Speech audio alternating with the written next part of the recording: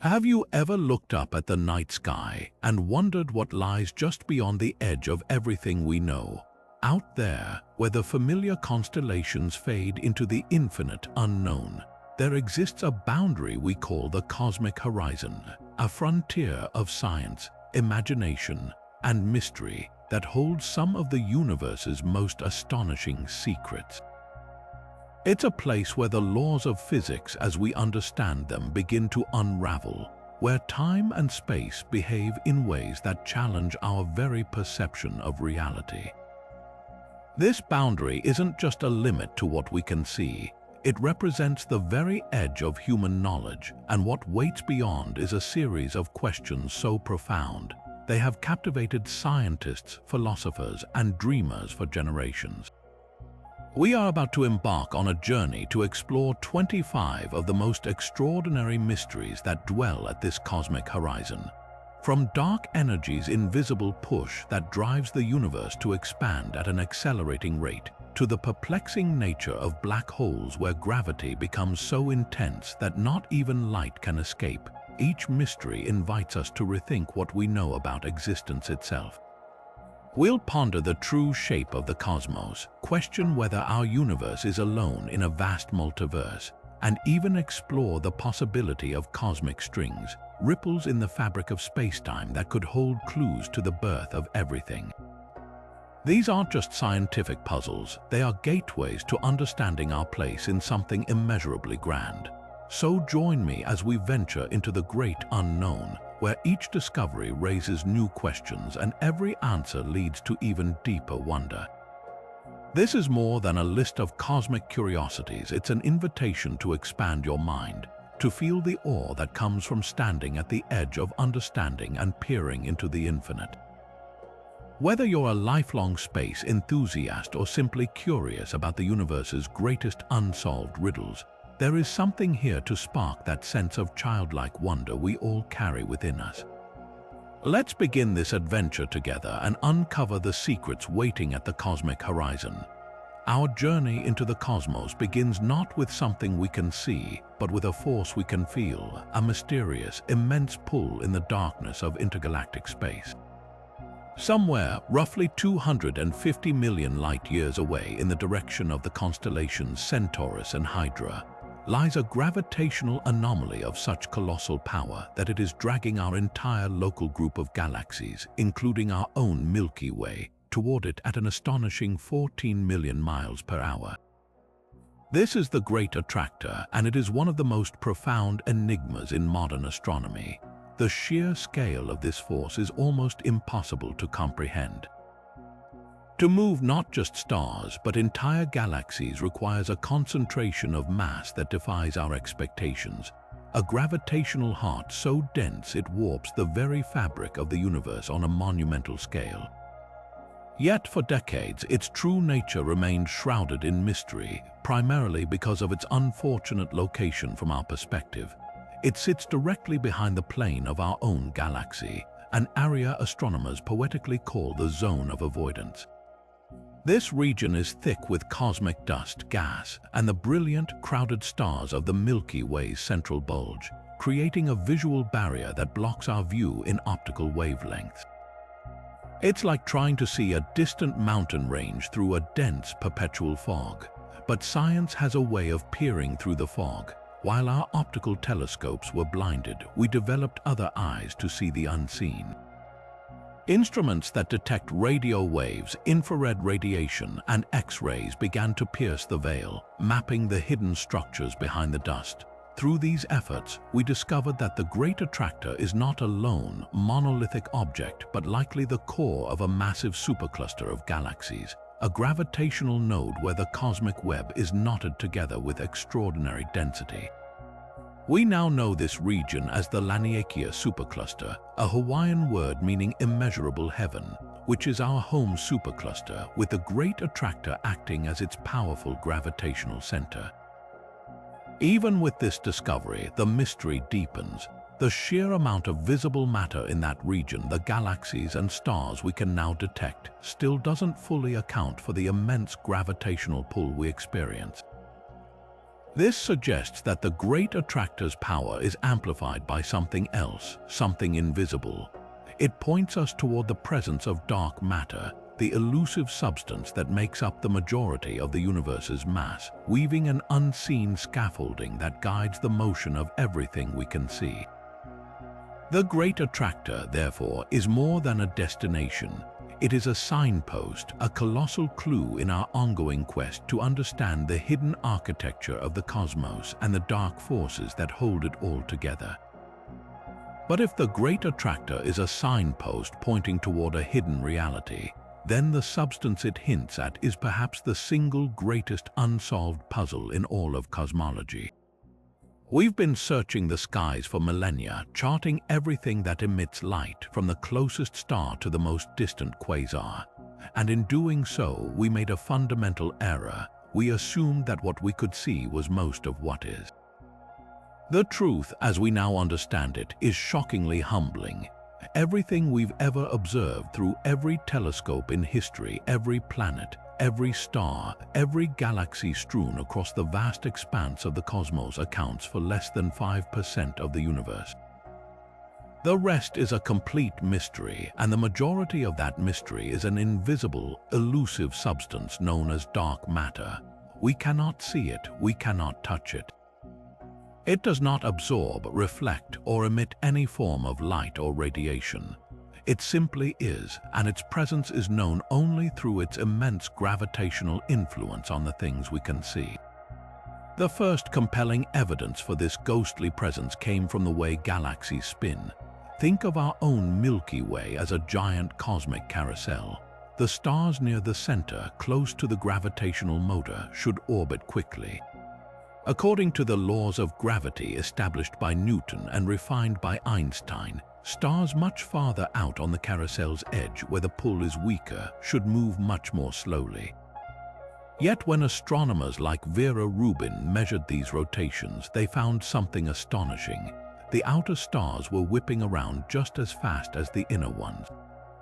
It was as if the entire carousel was spinning as a single, solid plate, a motion that defied all explanation unless there was a huge amount of invisible mass surrounding the galaxy, creating a gravitational halo that was tugging on those distant stars, keeping them from flying off into the void. This gravitational signature doesn't stop at individual galaxies. We see its effects on the largest scales imaginable through a phenomenon called gravitational lensing. Einstein's theory of general relativity tells us that mass bends the fabric of spacetime and consequently the path of light.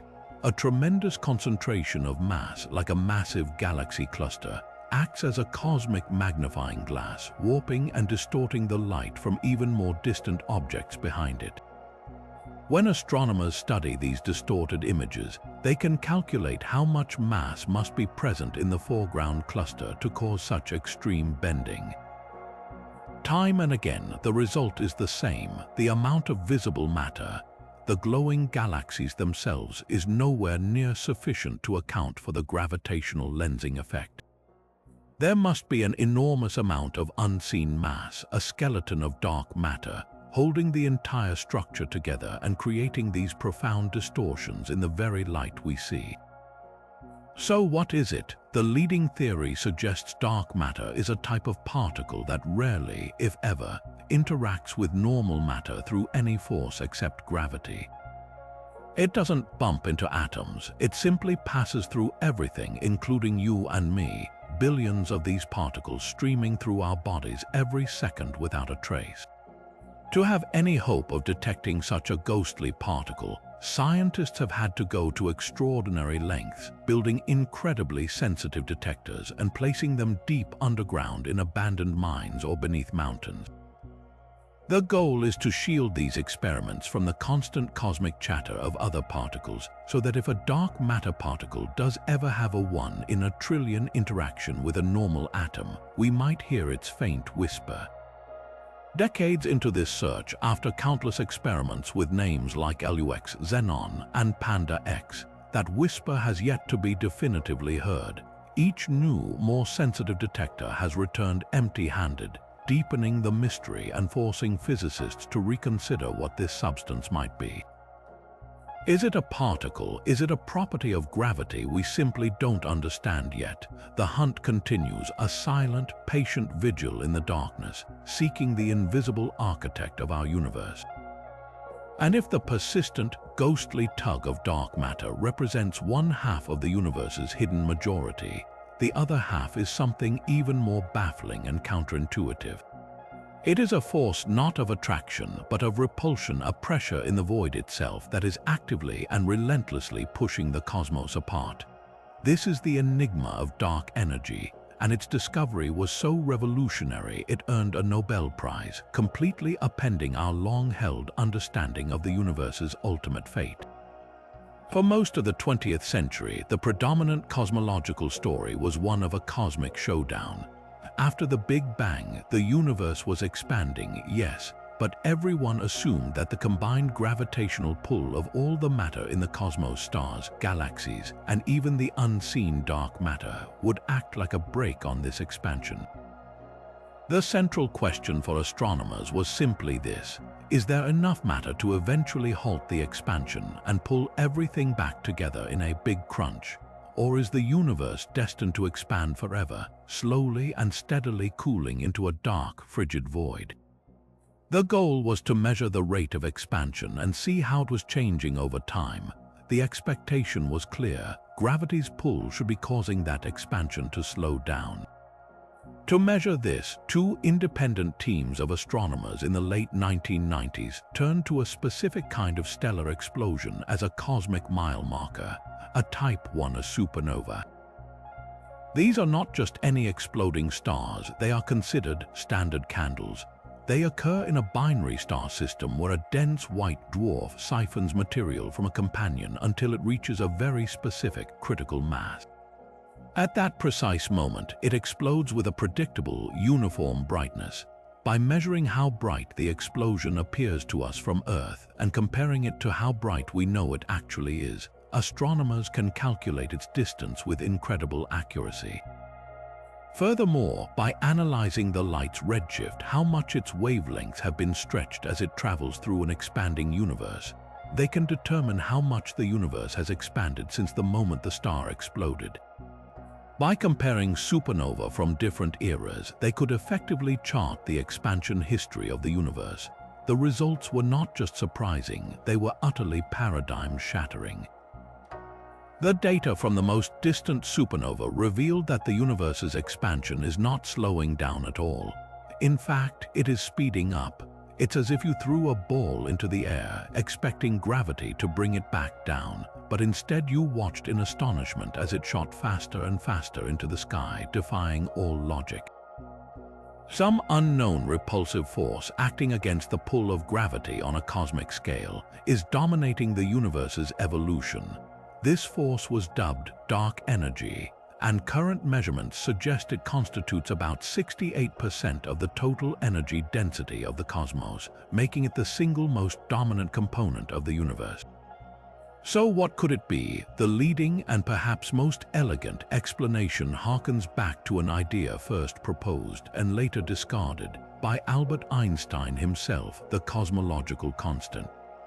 In his equations for general relativity, Einstein introduced a fudge factor represented by the Greek letter lambda to counter gravity and achieve a static, unchanging universe, which was the prevailing model at the time.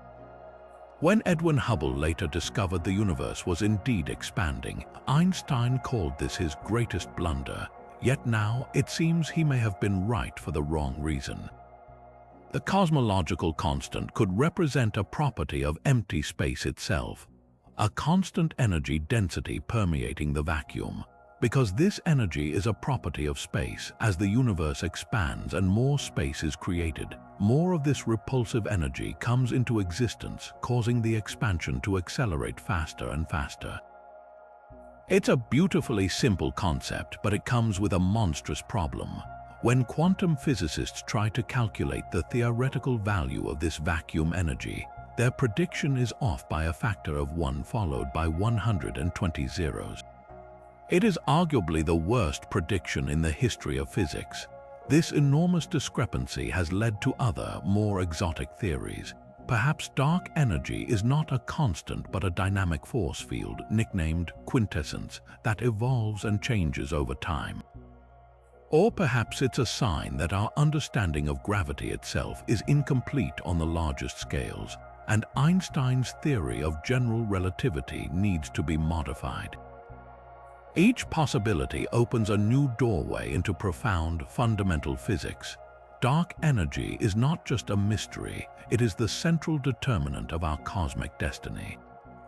Its relentless push points toward a cold, lonely end for the universe, a fate known as the heat death, where galaxies fly apart beyond the cosmic horizon, leaving islands of stars isolated in an ever-growing, ever-cooling emptiness. Understanding this mysterious force is therefore about more than completing an inventory of the cosmos.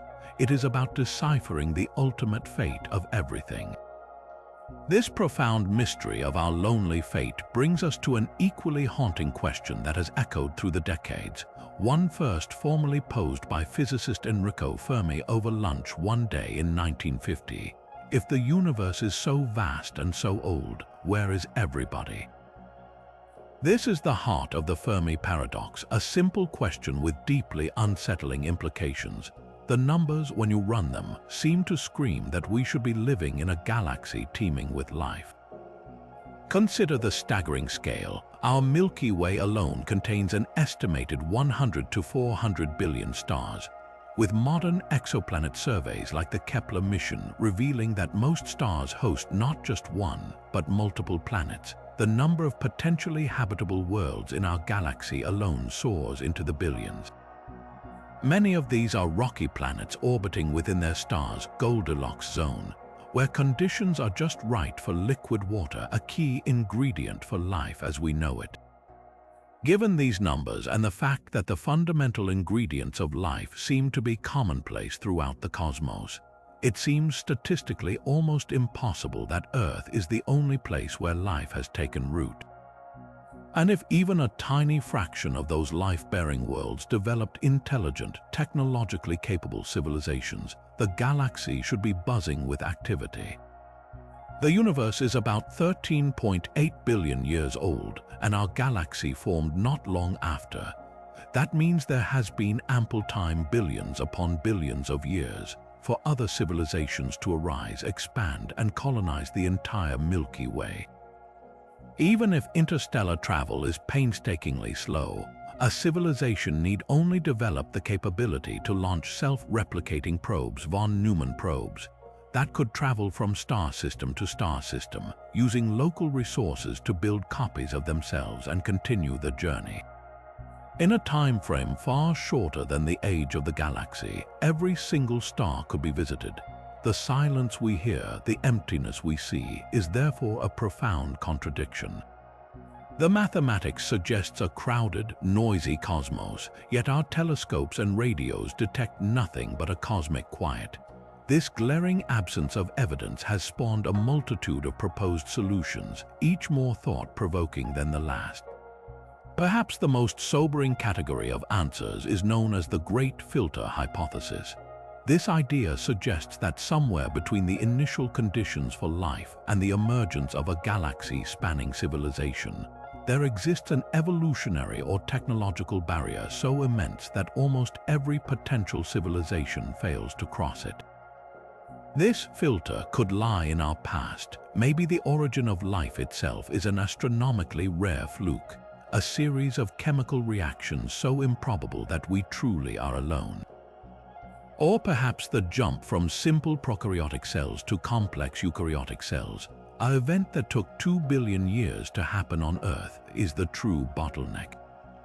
If the filter is behind us, that is wonderful news for humanity.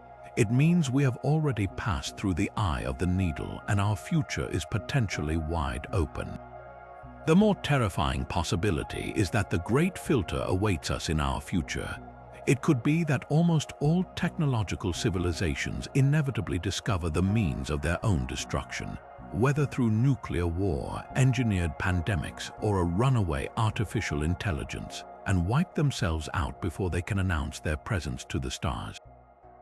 This would mean that the silence we hear is not one of emptiness but one of graveyards. Other proposed solutions are less apocalyptic but no less strange.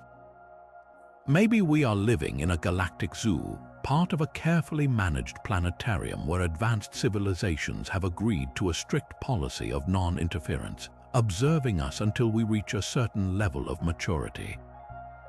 Or perhaps the nature of intelligence is so alien that we simply don't know how to recognize their signals or their artifacts. Their technology or their very biology might be so advanced it appears to us as natural phenomena. Another compelling idea is that the universe is simply too dangerous a place, filled with gamma-ray bursts or other cosmic cataclysms that regularly sterilize large swaths of the galaxy, resetting the clock for life again and again. The Fermi Paradox holds up a mirror to humanity, forcing us to confront not just the possibility of others, but our own future and our place in a cosmos that remains stubbornly, mysteriously silent. Amidst this profound and unsettling silence, a single, fleeting blip on the radar stands out as the most tantalizing exception, a signal so perfect it has never been explained, and so unique it has never been repeated. It is known to history as the WOW signal, and for 72 seconds in the summer of 1977, it turned a quiet night at a radio observatory into one of the most electrifying moments in the search for extraterrestrial intelligence. The setting was the Big Ear radio telescope at Ohio State University, a sprawling array that methodically scanned the heavens, its data printing out as columns of alphanumeric characters on wide, continuous sheets of paper. For the most part, these printouts were a study in patience, filled with the mundane hiss of cosmic static and the faint signatures of known celestial objects. But on August 15th, volunteer Jerry Amon was performing a routine review of the previous night's data when his eye caught something that made him catch his breath. There, amidst a sea of alphanumeric noise, was a sequence of characters so intense and so out of place that he circled it in red pen and simply wrote "WOW" in the margin, giving the signal its immortal name. The signal itself was a masterpiece of potential artificial design. It was a strong, narrowband radio transmission concentrated around the frequency of 1420 MHz. This is not just a random number, it is a protected frequency band internationally recognized for radio astronomy research, specifically because it is one of the principal emission lines of neutral hydrogen, the most abundant element in the universe. The logic is beautifully simple. Any civilization with a grasp of astronomy would know that hydrogen is everywhere and would likely consider this a natural, universal channel for communication, a cosmic watering hole where other intelligent species might be listening. The WOW signal fit this prediction perfectly. It was incredibly powerful, 30 times stronger than the background noise, and it appeared and then vanished as the Big Ear's fixed telescope scanned across a particular point in the constellation Sagittarius, a pattern that matches exactly what you would expect from a distant, stationary source. For those 72 seconds, it was the perfect candidate for a deliberate broadcast from another world. And then it was gone. The immediate and most obvious step was to point every available instrument back at that same spot in the sky and listen intently for a repeat performance. Yet despite decades of repeated searches by projects like SETI at home and subsequent observations with far more sensitive equipment like the Very Large Array, the silence has been absolute. Not a whisper, not an echo, nothing. This enduring silence is what transforms the WOW signal from a potential hello into a deep and enduring puzzle. If it was a deliberate broadcast, why was it only sent once? Was it a targeted message that simply swept over us and moved on, like a lighthouse beam passing over a ship at sea? Or could its origin have been something far more mundane?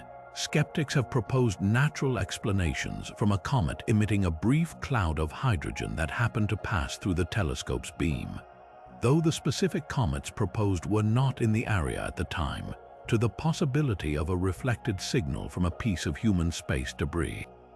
Yet each of these theories has fallen short, failing to fully account for the signal's unique strength, frequency, and bandwidth, the legacy of the WOW signal is not that it provided an answer, but that it perfectly encapsulates the thrilling, frustrating, and profoundly human endeavor of the search for cosmic company. It is a story of a fleeting moment of incredible promise, a glimpse of a possibility so powerful it can still spark the imagination decades later. It serves as a reminder that in a universe of immense scales and timespans, our window of observation is incredibly narrow. A civilization might broadcast for 1,000 years, but if we aren't pointing our telescopes in the right direction at precisely the right moment, we would never know. The signal remains a ghost in the machine, a single, perfect data point that continues to defy explanation, standing alone in the static as a monument to the hope that maybe, just maybe, we are not the only ones wondering who else is out there. If the WOW signal represents a fleeting, enigmatic whisper that we desperately wish would repeat, then the cosmic phenomenon we turn to next is its explosive, roaring opposite, a class of events so powerful and so brief they fundamentally challenge our understanding of the universe's most energetic processes. These are fast radio bursts, or FRB, and they are among the most intensely puzzling mysteries to emerge in modern astronomy. Imagine, for a single millisecond, a thousandth of a second, a snap of the fingers. A point in the distant cosmos unleashes a colossal blast of radio waves that contains more energy than our sun emits over an entire 80-year period. That is the staggering, almost incomprehensible scale of an FRB, a cosmic shout so loud it can be heard across billions of light years, yet so fleeting that for years many astronomers wondered if they were even real. The story of their discovery begins not with a grand theory, but with patient archaeology through old data. In 2007, astronomer Duncan Lorimer and his student David Narkevic were reviewing observations from the Parkes Radio Telescope in Australia, an instrument famously known for its role in receiving the televised signals of the Apollo moon landings.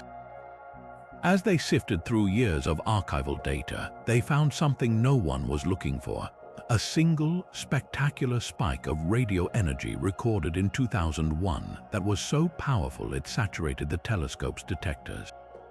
It lasted a mere 5 milliseconds, but it stood out from the background noise like a supernova in a sea of candles.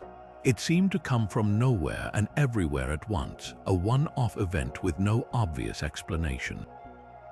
For years, that Lorimer burst was viewed with a degree of skepticism. Could it have been a glitch? A piece of local interference? Perhaps a malfunctioning microwave oven on the observatory grounds, as was humorously but actually discovered to be the source of another peculiar signal years later. But then, other telescopes around the world began to find them too. Arecibo in Puerto Rico, the Green Bank Telescope in West Virginia, and eventually a new generation of incredibly powerful arrays like CHIME in Canada. The reality was undeniable. FRBs were real, they were coming from deep space, and they were happening all the time. Current estimates suggest that somewhere in the sky, one of these incredible bursts is going off every 10 seconds. The real turning point in this mystery, however, came when we finally began to pinpoint where they were coming from. Early FRBs were like hearing a sudden, loud knock on the door of the cosmos, but having no idea which door it was. They arrived at our telescopes as isolated, one-time events, offering few clues to their origin. The breakthrough arrived with the discovery of the first repeating FRB in 2016. Dubbed FRB 121102, this source didn't just burst once and vanish. It flashed again and again in an unpredictable but undeniable pattern. This repetition was the key. Because it kept happening, astronomers could point the world's most powerful optical and radio telescopes at its location and hold their gaze.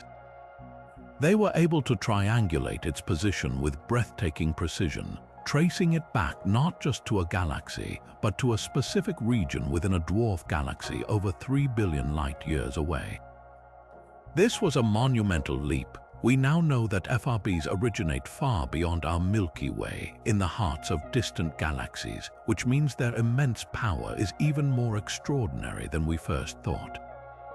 To be visible across such a mind-boggling distance, the energy released must be truly apocalyptic. But what natural engine could possibly generate such a titanic, fleeting flash? The hunt for an explanation has become a thrilling race, with several compelling theories vying for dominance. The current leading contender involves some of the most extreme objects in the universe, magnetas. A magneta is a type of neutron star, the incredibly dense, city-sized corpse of a massive star that went supernova, but with a truly monstrous magnetic field. To put it in perspective, the magnet on your refrigerator has a field of about 100 Gauss. A typical neutron star might have a field of 1 trillion Gauss. A magneta's field is 1,000 times stronger, still a quadrillion Gauss, so intense that it literally twists the very structure of the star itself. The crust of a magneta is under unimaginable strain, and it can occasionally crack in a starquake, a seismic event that releases a torrent of energy and could, in theory, produce a brilliant flash of radio waves matching the profile of an FRB. In a stunning piece of cosmic detective work in 2020, astronomers observed a magneta within our own galaxy, known as SGR 1935+215, releasing a radio burst that, while not as powerful as the extragalactic FRBs, looked strikingly similar in nature. It was a smoking gun, suggesting that at least some FRBs are indeed the cries of these hypermagnetic stellar zombies. Yet the universe is rarely so simple. While the magneta theory is compelling, the sheer diversity of FRB behavior suggests we might be dealing with more than one cosmic culprit.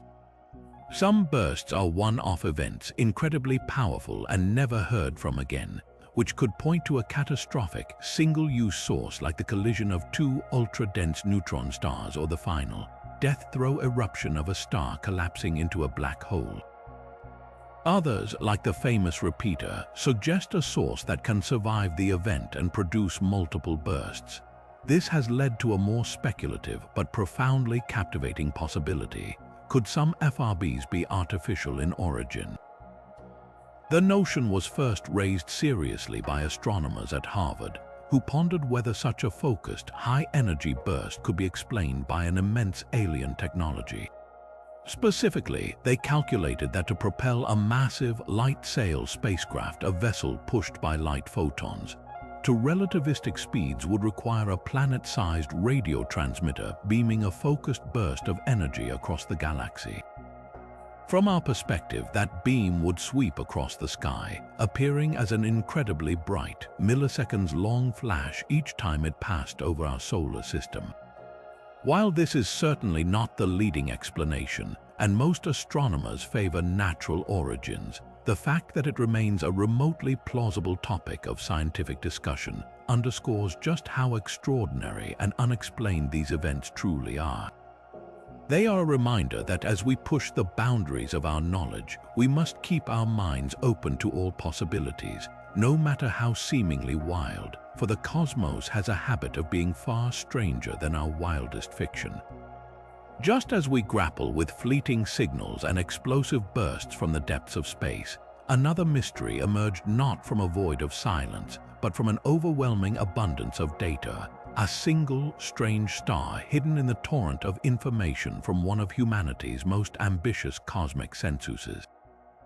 Our story shifts to the Kepler Space Telescope, a remarkable observatory that spent years staring unblinkingly at a single patch of sky, monitoring the light from over 150,000 stars with exquisite precision. Its primary mission was to find planets by watching for the telltale, periodic dimming that occurs when an orbiting world transits or crosses the face of its host star. These dips are usually tiny, predictable, and rhythmic. A star might dim by a mere 1% every 88 days, signaling a Jupiter-sized world on a steady orbit. But within this vast ocean of predictable data, one star was behaving unlike any other. Known by its catalog number KIC 8462852, it was soon to become far more famous by another name, Tabby's star, or the star that sparked a modern-day debate about alien megastructures. The initial discovery was made not by an algorithm, but by the keen eyes of citizen scientists.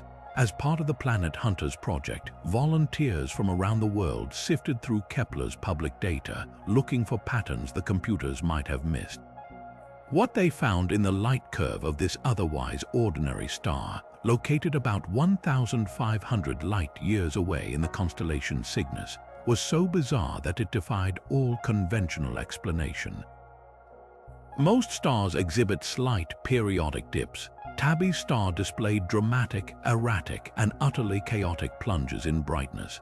The first major event was a dip of a staggering 15%, which by itself is enormous. A Jupiter-sized planet would only block about 1% of a star's light.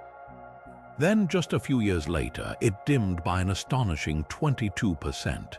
This isn't a gentle fade. It's like someone turning a dimmer switch on a cosmic lamp, momentarily making a star nearly a quarter darker. Even more perplexing was the long-term data. While most stars in the Kepler field showed minor, random fluctuations, the overall brightness of Tabby's star was also slowly, inexplicably fading over years. It was a mystery operating on two fronts: sudden, deep, aperiodic eclipses and a gradual, century-long dimming that has been confirmed by examining old photographic plates. Something or some things were blocking its light in a way that simply didn't match any known natural phenomenon. Faced with such an extreme anomaly, astronomers did what they always do: they proposed hypotheses. The initial, natural explanations all seemed to fall short. Could it be a vast swarm of comets disturbed by a passing star and now circling Tabby's star in a highly elliptical orbit, occasionally passing in front of it in large numbers? While a compelling idea, the amount of cometary material needed to cause a 22% dimming event is almost unimaginably vast, requiring millions of giant comets all passing in front of the star at once. What about a recent planetary collision, creating a massive, expanding cloud of dust and debris that now orbits the star? The problem is that such a cloud would be expected to glow brightly in infrared light as the dust particles were heated by the star, but follow-up observations with NASA's Spitzer Space Telescope showed no excess infrared heat. The debris simply wasn't there. Could it be intrinsic to the star itself? Perhaps it was undergoing some strange, never-before-seen internal phase.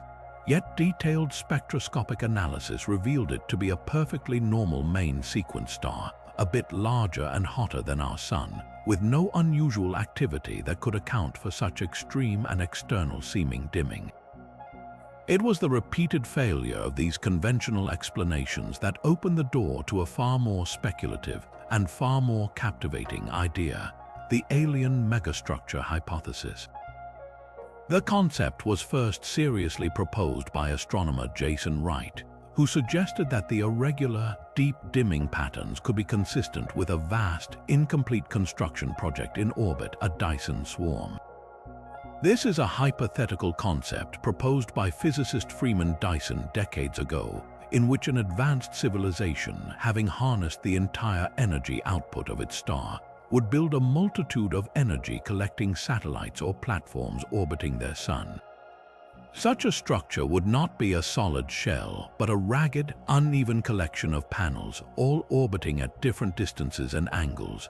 From our distant vantage point, this chaotic swarm of megastructures would intermittently and irregularly block the star's light as they passed in front of it, creating a light curve that looks almost exactly like what we were seeing from Tabby's star. The idea was not that we were definitely seeing aliens, but that for the first time we had a dataset so strange that an artificial explanation had to be considered alongside natural ones. It was a testament to just how peculiar the data was.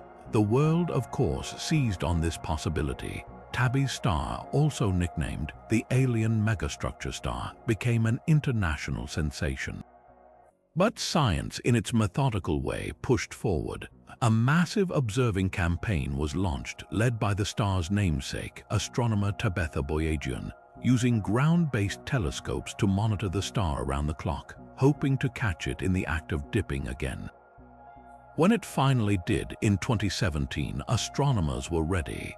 They pointed every available instrument at it, measuring the dimming event across the entire electromagnetic spectrum. The crucial clue came from the way different colors of light were being blocked. They found that the star dimmed more in blue light than in red light. This is a classic signature of starlight passing through something diffuse and dusty, like a cloud of fine particles. A solid object, like an alien megastructure or a planet, would block all wavelengths of light equally. This finding strongly pointed toward a natural cause, most likely a cloud of extremely fine dust particles orbiting the star in a complex and clumpy ring. The current best theory suggests that the extreme dimming events are caused by clouds of dust with highly unusual size distributions, perhaps released by the break-up of a giant planet or a series of moon-sized objects, creating a circumstellar environment far more complex and dynamic than anything we see in our own solar system. Yet, even with dust as the leading culprit, the mystery is far from completely solved. The dust itself is behaving in strange ways, and the long-term secular dimming, the star's overall fade over a century, still lacks a perfect, airtight explanation. Tabby's star endures as a powerful lesson in the scientific process. It taught us the value of citizen science, the importance of public data, and the electrifying allure of a truly anomalous dataset. It showed how even the most outlandish hypotheses, when grounded in data, can play a valuable role in pushing investigation forward. Most importantly, it demonstrated that when we encounter something truly inexplicable in the cosmos, our first instinct to look for aliens, while thrilling, is often a placeholder for a natural phenomenon more bizarre and wonderful than we had ever dared to imagine. While the mysteries of distant stars and cosmic signals capture our imagination, sometimes the most baffling puzzles are found much closer to home, hidden in the precise trajectories of our own robotic explorers. For decades, two pioneering spacecraft, aptly named Pioneer 10 and Pioneer 11, presented scientists with a small but persistent anomaly that grew into a major cosmological headache. These intrepid probes, the first to venture beyond the asteroid belt, visit Jupiter and Saturn, and ultimately become the first human-built objects set on a course to leave our solar system entirely, were models of engineering success. Yet, as they sailed into the deep void, something was subtly holding them back. It began as a tiny, almost imperceptible discrepancy in their velocity. As the pioneers hurtled toward the outer reaches, navigators tracking their radio signals with extreme precision noticed that both spacecraft were experiencing a constant sunward deceleration. It was as if an invisible hand was ever so gently applying the brakes, a faint but unrelenting tug pulling them back toward the sun. This deviation was incredibly small, about 8.74 times 10 to the negative 10 meters per second squared, a force billions of times weaker than the gravity we feel on Earth. But in the pristine, predictable environment of deep space navigation, where calculations are precise to an almost unimaginable degree, this tiny push was a glaring error that grew larger with each passing year and every million miles of travel. The laws of gravity, as defined by Newton and Einstein, could not account for it. Was it a flaw in our understanding of physics itself? For years, the Pioneer anomaly became a classic and celebrated unsolved problem in physics. It was a siren call for theoretical physicists who proposed a dazzling array of potential explanations that reached far beyond conventional science. Perhaps it was evidence of unseen, dark matter concentrated in our solar system, its gravitational pull subtly altering the probe's paths. Or maybe it was a sign that our model of gravity needed a major revision at very large scales, a hint that Einstein's theory of general relativity was not the final word. Some even suggested it was evidence of exotic physics, like the influence of other dimensions. The anomaly was so persistent and so cleanly measured that it seemed to point toward a potentially revolutionary discovery lurking in the data. The solution, however, turned out to be far more mundane, yet in its own way just as brilliant. The key was not to look outward into the cosmos for new physics, but to look inward at the spacecraft themselves. A dedicated team of scientists led by Slava Turyshev embarked on a heroic effort to solve the mystery. They spent years recovering old data stored on outdated magnetic tapes and 9-track reels, often tracking down retired engineers to understand the original software and hardware. They painstakingly rebuilt a virtual model of the Pioneer spacecraft down to the finest engineering detail, and in doing so, they found the culprit: heat. The Pioneer probes were powered by radioisotope thermoelectric generators, or RTG, essentially nuclear batteries that produce heat, which is then converted into electricity. This process creates a lot of waste heat that must be radiated away to keep the spacecraft systems functioning. The engineers had designed the spacecraft to radiate this heat away from the sensitive scientific instruments, primarily out of the back of the spacecraft in the direction opposite their motion.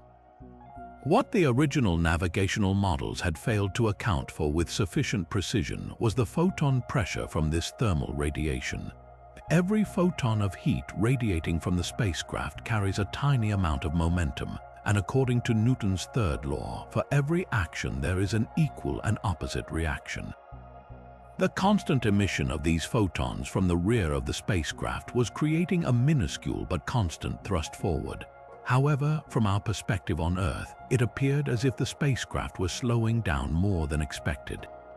The navigational software was expecting a certain trajectory based purely on gravitational forces, but this thermal recoil was providing a tiny bit of extra push against the direction of travel, making it look like an unexplained deceleration was occurring. It was a masterpiece of diagnostic detective work, proving that the anomaly was not a failure of physics, but a triumph of engineering and perseverance. The legacy of the Pioneer anomaly is profound.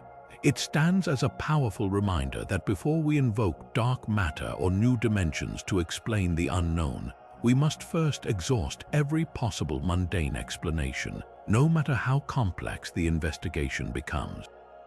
This painstaking process of recovering old data and building a perfect digital twin of the spacecraft has fundamentally improved how we design and navigate all subsequent deep space missions. Probes like New Horizons, which flew past Pluto, had their navigational models pre-corrected for this thermal recoil effect, ensuring their paths were calculated with incredible accuracy from the start.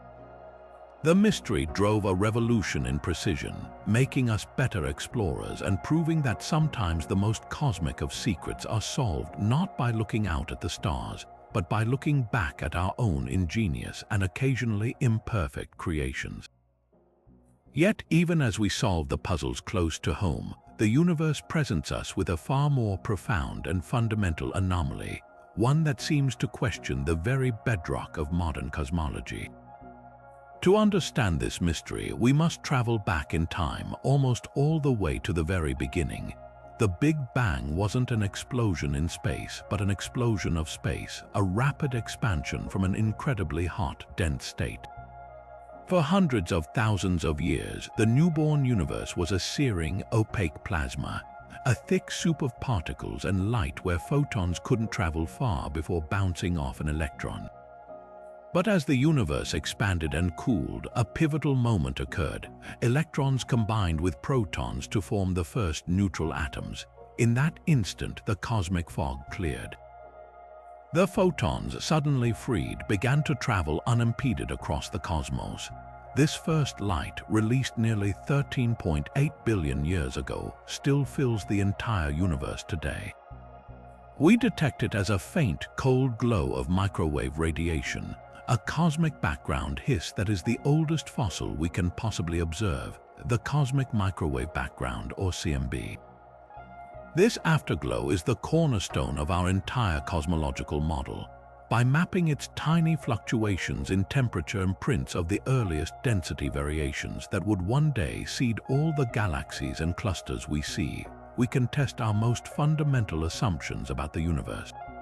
The most important of these is the cosmological principle, which states that on very large scales, the universe is both homogeneous and isotropic. In simpler terms, it should look roughly the same in every direction and have no special preferred location. There should be no center and no edge, no cosmic north or south. This principle is not just a philosophical ideal. It is the essential foundation upon which Einstein's equations of general relativity and our entire standard model of cosmology are built. Without it, our understanding of the universe unravels. This is why the discovery of the so-called axis of evil is so deeply troubling to physicists. When scientists created incredibly detailed, full sky maps of the CMB using satellites like WMAP and Planck, they expected to see a random, patternless distribution of hot and cold spots, a celestial fingerprint with no discernible orientation. But as they analyzed the data, a strange signal emerged.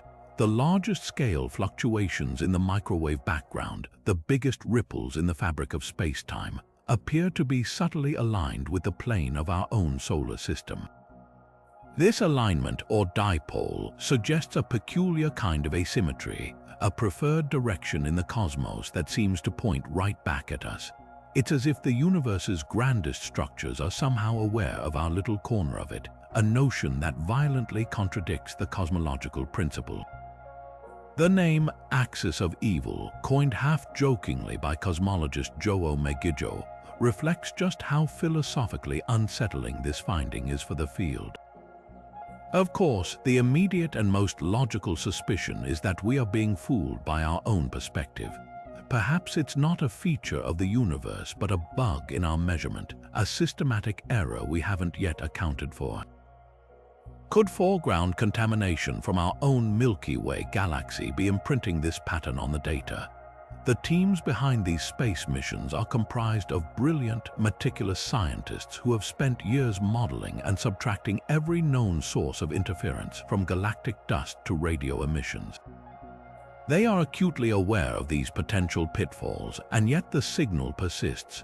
Other critics have suggested it could be a statistical fluke, a trick of the mind where we impose a pattern on randomness simply because our brains are hardwired to find them. But the odds of such an alignment happening by pure chance are incredibly low, making this one of the most stubborn unsolved problems in cosmology. If the alignment is real and not an artifact, the implications are staggering. It could mean our universe is not isotropic and homogeneous on the largest scales after all.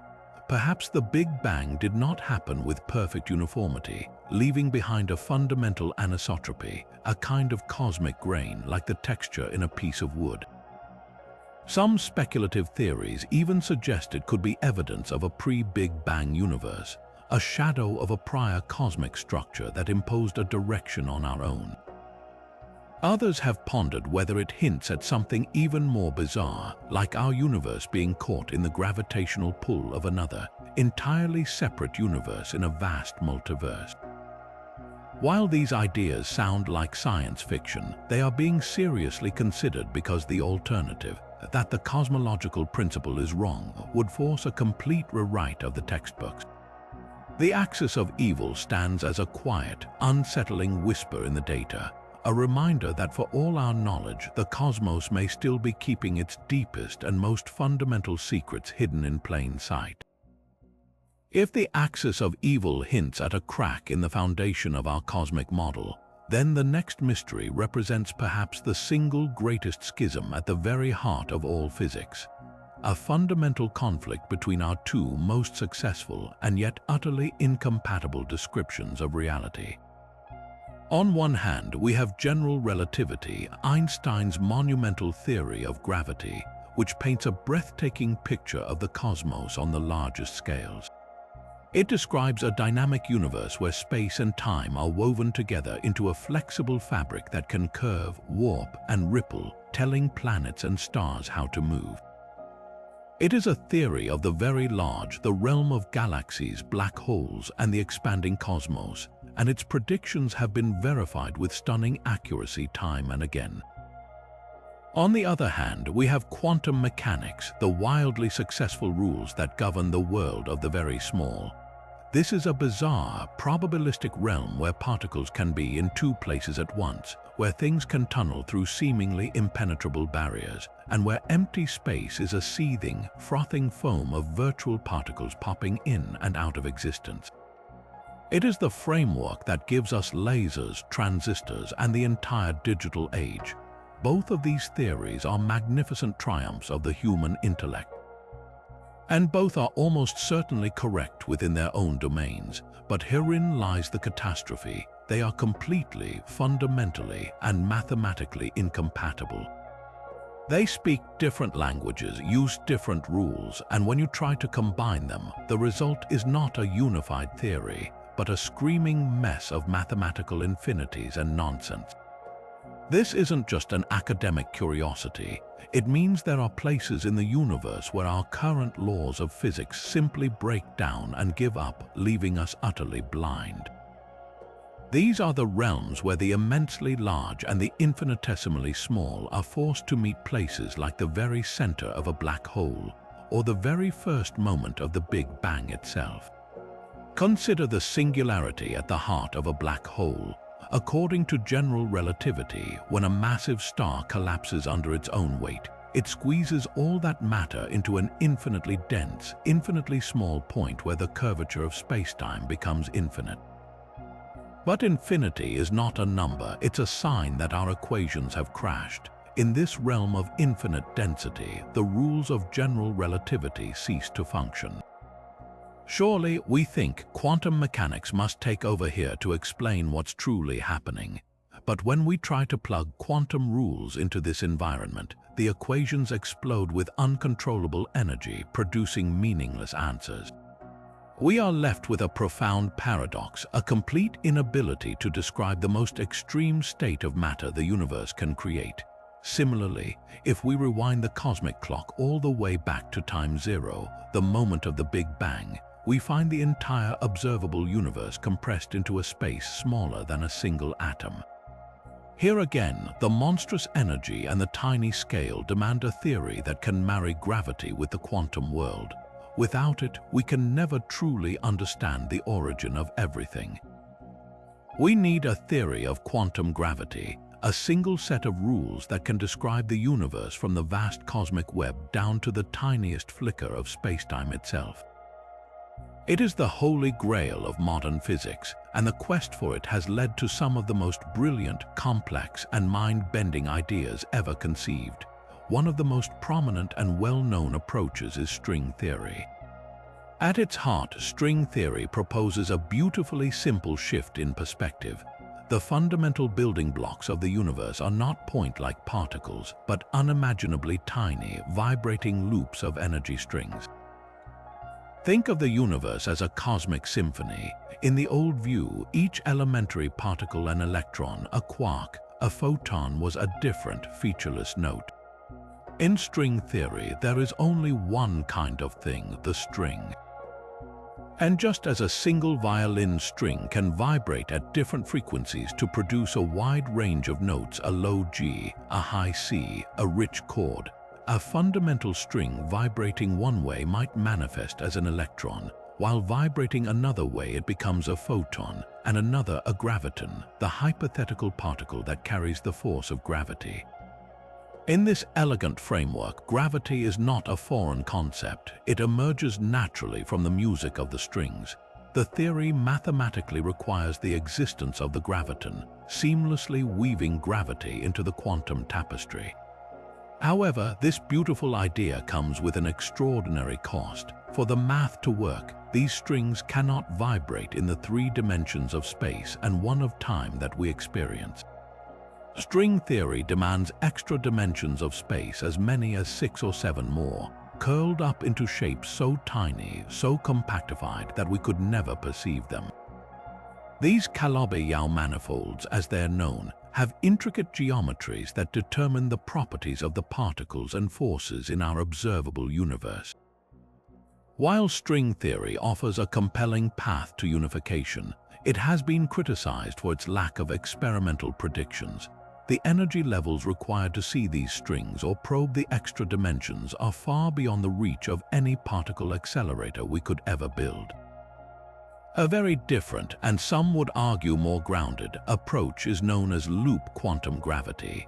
If string theory tries to rewrite all of physics by changing the nature of particles, loop quantum gravity takes a more conservative path. It tries to quantize space and time themselves. Just as water appears smooth and continuous to us but is actually made of discrete molecules, loop quantum gravity proposes that the fabric of spacetime is not smooth and continuous, but is woven from a network of finite, tiny, interconnected loops. This fabric has a finite, smallest possible size, a quantum of space often called a Planck length, which is about 10 to the negative 35 meters. This means you cannot have a distance smaller than this. It is the pixel size of the universe. In this theory, the infamous singularities of black holes and the Big Bang are not points of infinite density, but places where the density becomes enormous but finite, as the woven loops of spacetime are compressed to their limit. This leads to a breathtaking possibility, a big bounce rather than a big bang. Instead of a definitive beginning from nothing, the universe could have been born from the collapse of a previous cosmos, rebounding when it reached this maximum possible density.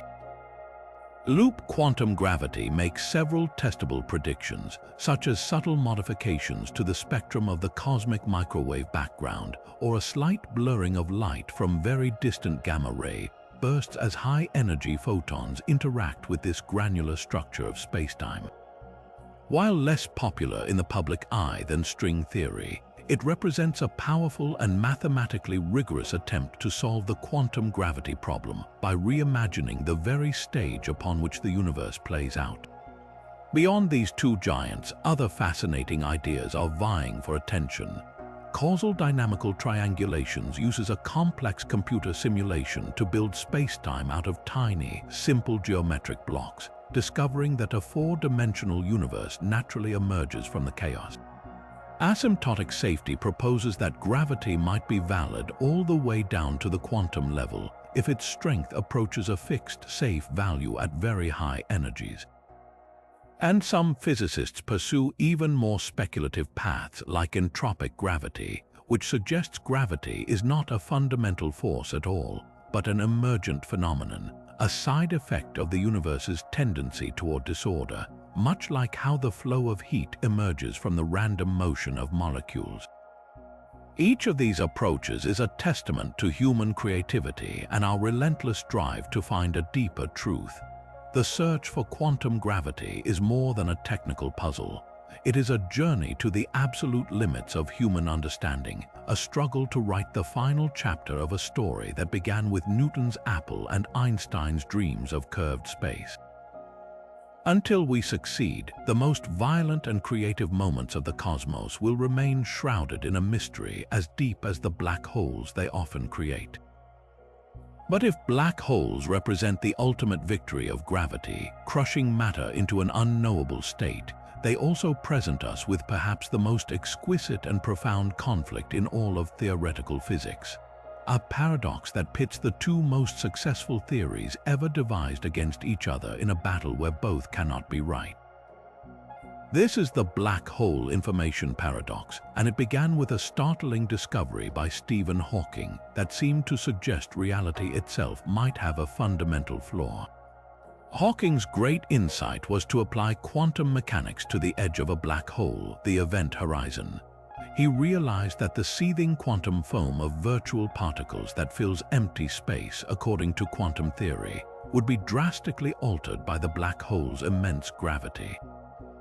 Normally, a pair of virtual particles, one with positive energy, one with negative energy will pop into existence and almost instantly annihilate each other, returning the borrowed energy to the vacuum. But right at the event horizon, Hawking saw that something different could happen.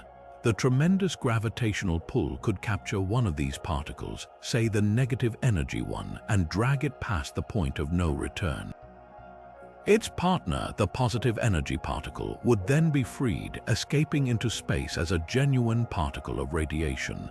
To an outside observer, it looks like the black hole is glowing, emitting a faint stream of particles now known as Hawking radiation. There's a cost for this emission, however. The particle that falls in has negative energy, which effectively reduces the total mass and energy of the black hole. Over astronomical timescales, a black hole will slowly evaporate, losing mass through this process until it presumably vanishes entirely. This is a beautiful, unifying idea, but it contains a monstrous problem. The Hawking radiation that escapes is completely random or thermal. It carries no information about what fell into the black hole. It doesn't matter if you threw in a perfect diamond, a library of encyclopedias, or a bucket of hydrogen. The radiation coming out would look exactly the same, a featureless heat signature. According to the fundamental tenets of quantum mechanics, this is absolutely forbidden. Quantum theory is built on the principle of unitarity, which dictates that information cannot be created or destroyed. The initial state of a system must always be encoded in its final state, even if that encoding is incredibly scrambled and complex. If you burn a book, the information isn't truly gone. In principle, you could reverse the process, gather every molecule of smoke and ash, and reconstruct the exact text. Hawking's calculation suggested that black holes don't just scramble information, they permanently erase it from the universe. This meant that either our understanding of quantum mechanics was profoundly wrong, or our understanding of black holes was. Hawking himself famously bet that information was lost, a bet he later conceded, but the question of how it is preserved remains one of physics' greatest challenges. The most promising solution to this paradox emerges from a radically different way of thinking about reality itself, the holographic principle. This astonishing idea proposes that our perception of a three-dimensional universe might be a kind of elaborate illusion, a projection from a two-dimensional surface that contains all the information describing it, much like a hologram where a three-dimensional image is encoded on a flat, two-dimensional piece of film. For a black hole, the principle suggests that all the information about everything that has ever fallen into it is not lost inside the singularity, but is instead smeared across its two-dimensional event horizon, encoded in the microscopic structure of that surface. When Hawking radiation is emitted, it slowly and subtly carries that information away, imprinted in the correlations between the radiated particles. It's an incredibly complex and delicate process, like unraveling a tapestry thread by thread while perfectly preserving the pattern, but it would ultimately satisfy quantum mechanics by ensuring no information is ever truly destroyed. This principle doesn't just apply to black holes. It suggests that the entire universe might be a holographic projection, with the ultimate laws of physics playing out on a distant, surrounding surface we cannot see. For decades, this has been a purely theoretical, almost philosophical debate, trapped in the realm of complex mathematics. But the dawn of gravitational wave astronomy has finally given us a way to potentially test these profound ideas experimentally. When black holes collide, they shake the very fabric of spacetime, sending out ripples we can now detect with observatories like LIGO and Virgo. These gravitational wave signals carry a unique fingerprint of the event, the masses and spins of the black holes involved, and the properties of the resulting remnant. Crucially, according to the holographic principle and other theories like string theory, a black hole's event horizon might not be the perfectly smooth, featureless surface described by classical general relativity. It could have quantum structure, a kind of fuzzy or hairy texture left there by the information of what fell in. This subtle structure could minutely affect how the horizon vibrates in the final moments of a collision, imprinting itself on the gravitational wave signal. As our detectors become more and more sensitive, we might be able to look for these tiny deviations from Einstein's predictions, searching for the faint echo of quantum information in the ringdown of a newborn black hole. We are now on the cusp of moving from pure thought experiment to observational test, using the most violent events in the cosmos to probe the deepest questions about the nature of reality, information, and whether the universe truly is a hologram. But the story of cosmic magnetism doesn't end with the orderly fields of spiral galaxies. It extends into the vast, seemingly empty spaces between them. Within the immense filaments of the cosmic web, in the superheated gas that fills galaxy clusters, we have also detected the presence of large-scale magnetic fields. This is perhaps even more baffling. These are regions where there are no orderly galactic disks to act as a dynamo, no rapid rotation to twist and amplify fields. The existence of magnetism in these voids suggests a far more ancient origin, one that may reach all the way back to the universe's infancy. This has led to a radical alternative to the dynamo theory, the idea of primordial magnetic fields. Could these invisible forces have been woven into the very fabric of spacetime in the first fleeting moments after the Big Bang, during phases of rapid expansion like inflation, or during the violent phase transitions as the fundamental forces of nature split apart? Incredibly subtle fluctuations could have generated seed fields on cosmological scales. These fields would have been weak beyond belief, but they would have been everywhere, a fossil imprint on the entire cosmos. As the universe evolved and matter clumped into galaxies and clusters, these primordial seeds would have been pulled along, compressed, and amplified by the gravitational collapse, providing a ready-made starting point for the stronger fields we observe today. The implications of this are profound. If primordial magnetism is real, it means magnetic fields are not just a byproduct of cosmic structure. They may have played an active and crucial role in building it.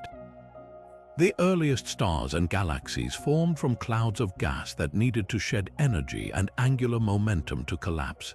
Magnetic fields can provide a braking mechanism, allowing gas to cool and condense more efficiently.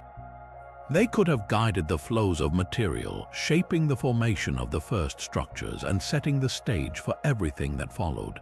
Furthermore, these vast intergalactic fields influence how high-energy cosmic rays travel across the universe, bending their paths and making it a challenge to trace these mysterious particles back to their sources. The hunt for evidence of primordial magnetism is therefore a hunt for a missing piece of our cosmic origin story. Astronomers search for its signature in the subtle polarization of the cosmic microwave background, looking for a twist in the ancient light that could only have been caused by these primordial fields. They study the faint, diffuse light from distant galaxies to see if it has been polarized by its journey through magnetized intergalactic space. So far, the evidence remains elusive, but the quest continues. Whether born in the chaotic hearts of the first galaxies or seeded in the universe's first second, magnetic fields are a fundamental, if invisible, part of the cosmic architecture, a hidden force that has quietly shaped the evolution of everything we see. Yet, even as we probe the deepest questions of information and reality, a more immediate and pressing crisis has been unfolding in the very heart of modern cosmology, one that threatens to tear apart our most fundamental understanding of the universe's expansion. This isn't a mystery hidden in the far reaches of time or the center of a black hole. It's a problem happening right now in the data on our computer screens, and it goes by a deceptively simple name, the Hubble tension. At its core, this is a story about two different ways of measuring the same thing, the Hubble constant, or H0, which is the current rate at which the universe is expanding. For decades, we assumed that if we measured this number carefully enough, all our different methods would eventually converge on a single, universal value. Instead, they have been violently and stubbornly diverging, creating a chasm between our view of the ancient universe and our view of the modern cosmos that is growing wider with every new, more precise observation. To understand the depth of this problem, we need to look at the two main methods used to pin down this critical number. The first approach is to look back to the beginning, to use the afterglow of the Big Bang itself as a cosmic ruler. This is done with exquisitely detailed maps of the cosmic microwave background, like those from the Planck satellite. Scientists use these maps to see the imprint of the earliest sound waves that traveled through the infant universe frozen in time. The size of these imprints acts as a standard ruler. By understanding the physics of the early universe and then running the cosmological model forward through 13.8 billion years of expansion, we can predict what the expansion rate should be today. This is a powerful top-down method that relies on the bedrock of the standard model of cosmology, known as lambda cold dark matter. The answer it gives is incredibly precise, approximately 67.4 kilometers per second per megaparsec. This means that for every megaparsec of distance, a staggering 3.26 million light-years, a galaxy is moving away from us at 67.4 kilometers per second faster. The second approach is to build a cosmic distance ladder, a step-by-step process to measure the expansion rate directly in our local, modern universe. This is a bottom-up, ground truth method that doesn't rely on a model of the entire cosmos. It relies on careful observation of stars and galaxies relatively close to home. The first rung on this ladder involves measuring the distances to nearby stars using a method called parallax, observing how they appear to shift against the background as Earth orbits the Sun. With these distances confirmed, we look for stars whose true brightness we know, like Cepheid variables. These are stars that pulsate with a regular rhythm, and their pulsation period is directly tied to their intrinsic brightness. By comparing how bright they appear to us with how bright we know they are, we can calculate their distance. We then use these Cepheids to calibrate the next rung of the ladder, type Ia supernova. These are the spectacular, standardizable explosions we discussed earlier that can be seen across vast cosmic distances. By tying the known distance of Cepheids in a host galaxy to the observed brightness of a supernova in that same galaxy, we can precisely determine the true power of the supernova. Then we look at supernova in even more distant galaxies, measure how bright they appear, and thus calculate how far away they are. Simultaneously, we measure how much the light from those galaxies is redshifted stretched by the expansion of the universe. By comparing the distance to the redshift, we get a direct local measurement of the Hubble constant. The teams using this method, most notably the team led by Adam Rees, have relentlessly refined their measurements, removing potential sources of error. Their result is just as precise and entirely different, approximately 73 kilometers per second per megaparsec. The difference between 67 and 73 might not sound like much, but in the world of precision cosmology, it's a yawning chasm. The uncertainty in each measurement is now so small, less than 2%, that the probability this gap is just a statistical fluke is vanishingly remote. We are not just dealing with a minor discrepancy, we are facing a direct contradiction. It's as if you used two different, perfectly calibrated rulers to measure the same table and got two definitively different answers. One of our most trusted rulers must be wrong, or worse, our understanding of the rules of measurement itself is fundamentally flawed. This leaves scientists with two deeply unsettling possibilities. The first is that there is a hidden systematic error in one of the measurement techniques. Perhaps our understanding of Cepheid variables is incomplete, or there is some unknown dust in galaxies that is subtly affecting the supernova measurements. Teams are constantly checking and rechecking this, and so far the error bars keep shrinking while the tension remains. The other, more thrilling possibility is that this is not an error at all, but our first hard evidence of new physics beyond our current standard model. The Planck measurement is a prediction based on running the early universe forward using our established model. If that model is incomplete, the prediction will be wrong. What could be missing? Perhaps dark energy is not a constant but is evolving over time, becoming stronger and accelerating the expansion more than we predicted. Maybe dark matter has properties we haven't yet accounted for, interacting with itself or with light in subtle ways. Or it could point to something even more exotic, like the existence of a new type of relativistic particle that flooded the early universe and altered its expansion history. The Hubble tension is more than a numerical puzzle. It is a direct challenge, a compelling clue that the universe is trying to tell us something profound we have not yet learned to hear. Yet, even as we measure the present expansion of the universe with such exacting precision, another profound mystery lies in the very recipe of the cosmos itself, locked within the oldest elements in existence. To understand it, we must travel back to a time before stars, before galaxies, to the universe's first fiery minutes. In this incredibly hot, dense state, the entire cosmos was a nuclear fusion reactor of unimaginable scale. For a brief window of about 17 minutes, the fundamental particles from the Big Bang, protons and neutrons, crashed together with such energy that they could stick, forging the first atomic nuclei in a process known as Big Bang nucleosynthesis. This primordial cooking session produced the universe's first elements, about 75% hydrogen, 25% helium, and trace amounts of heavier cousins, chiefly lithium and deuterium.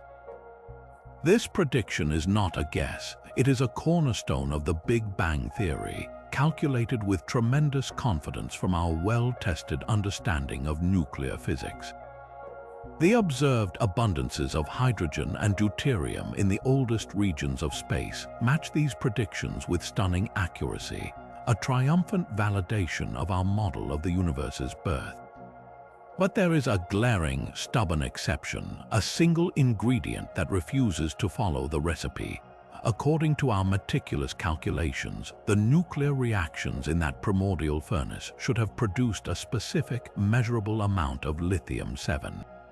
Yet when we look out at the oldest stars in the halo of our galaxy, ancient fossils formed from nearly pure Big Bang material, we find they contain only about 1/3 of the lithium our models insist should be there. This is not a small margin of error. It is a discrepancy of a factor of 3, a huge deficit that has persisted for decades despite every attempt to explain it away. This is the lithium problem, and it represents a crack in the otherwise solid edifice of the Big Bang theory. A quiet but persistent signal that something in our story of the universe's first moments is either missing or misunderstood. The immediate and most logical question is whether our observations are wrong. Could we be misreading the stars? Determining the lithium abundance in a star is a delicate art. Astronomers do it by analyzing the star's spectrum, the unique fingerprint of light that reveals its chemical composition. The strength of a specific absorption line, a dark dip in the spectrum, tells us how much lithium is present. But this method comes with caveats. The temperature of the star's outer layers can affect how the line appears, and sophisticated stellar atmosphere models are needed to interpret the data correctly. Furthermore, could the lithium have been destroyed over the eons? Even the oldest stars have had billions of years to slowly mix their outer layers with their hotter interiors, where lithium is easily fused into heavier elements and destroyed. Perhaps these ancient stars have simply burned off their original lithium supply. Yet, after intense scrutiny, this explanation falls short. The stars we use for these measurements are chosen specifically because they are cold, stable, and have undergone very little internal mixing. They are the perfect cosmic time capsules. While some destruction might have occurred, models of stellar evolution suggest it cannot account for the vast majority of the missing lithium. The problem seems to be fundamental, rooted in the cosmos's first moments rather than its long subsequent history. If the stars aren't to blame, then perhaps our nuclear physics is incomplete. The calculations for Big Bang nucleosynthesis are incredibly complex, involving a chain of nuclear reactions and their precise rates. Could a key reaction rate be measured incorrectly?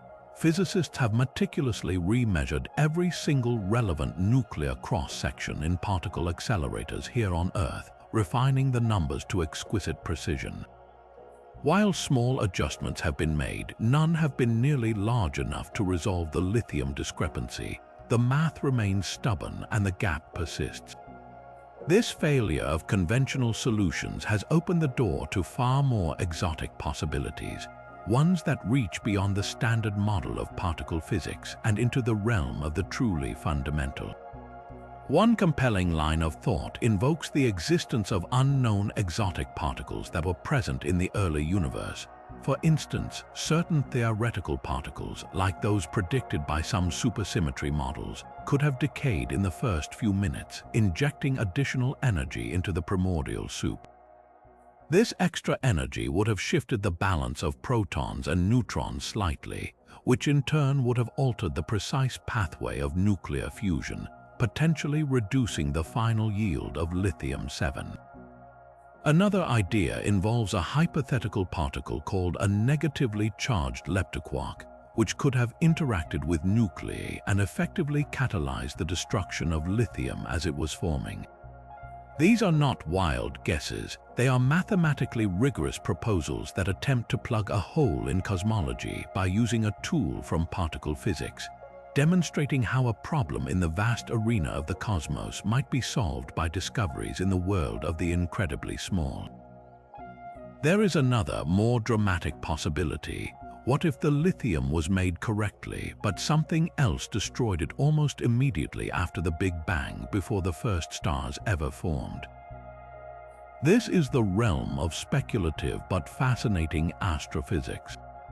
Could there have been an early population of immensely massive and short-lived stars, known as population Roman 3 stars, that formed and died in a spectacular flash before the universe was even 100 million years old? The energetic aftermath of their deaths, powerful supernova or outflows from their surfaces, could have flooded the early universe with radiation that selectively broke apart the fragile lithium nuclei, wiping out 2/3 of the supply before the first long-lived stars ever got a chance to form. We have yet to directly observe these first stars, making this an enticing but unproven hypothesis. The lithium problem endures precisely because it is so specific. It is not a general complaint that the model is wrong. It is a precise, quantitative puzzle that highlights a single anomaly in an otherwise spectacularly successful theory. It forces us to question whether we fully understand the nuclear symphony that played out in the universe's first moments, and whether we have accounted for every musician on that stage, including those we have not yet met. This tiny deficit of a light element is a powerful reminder that even our most confident theories are still a work in progress, and that the universe always has more secrets to reveal, even in its oldest and simplest ingredients. Moving from the cosmic recipe of the Big Bang, we find another mystery written in stone much closer to home, locked within the ancient rocks of our own moon. For a world often described as a dead, geologically static relic, the moon holds a stunning secret. Analysis of Apollo mission samples revealed that billions of years ago, the lunar surface was protected by a magnetic field nearly as strong as Earth's is today. This finding is completely counterintuitive.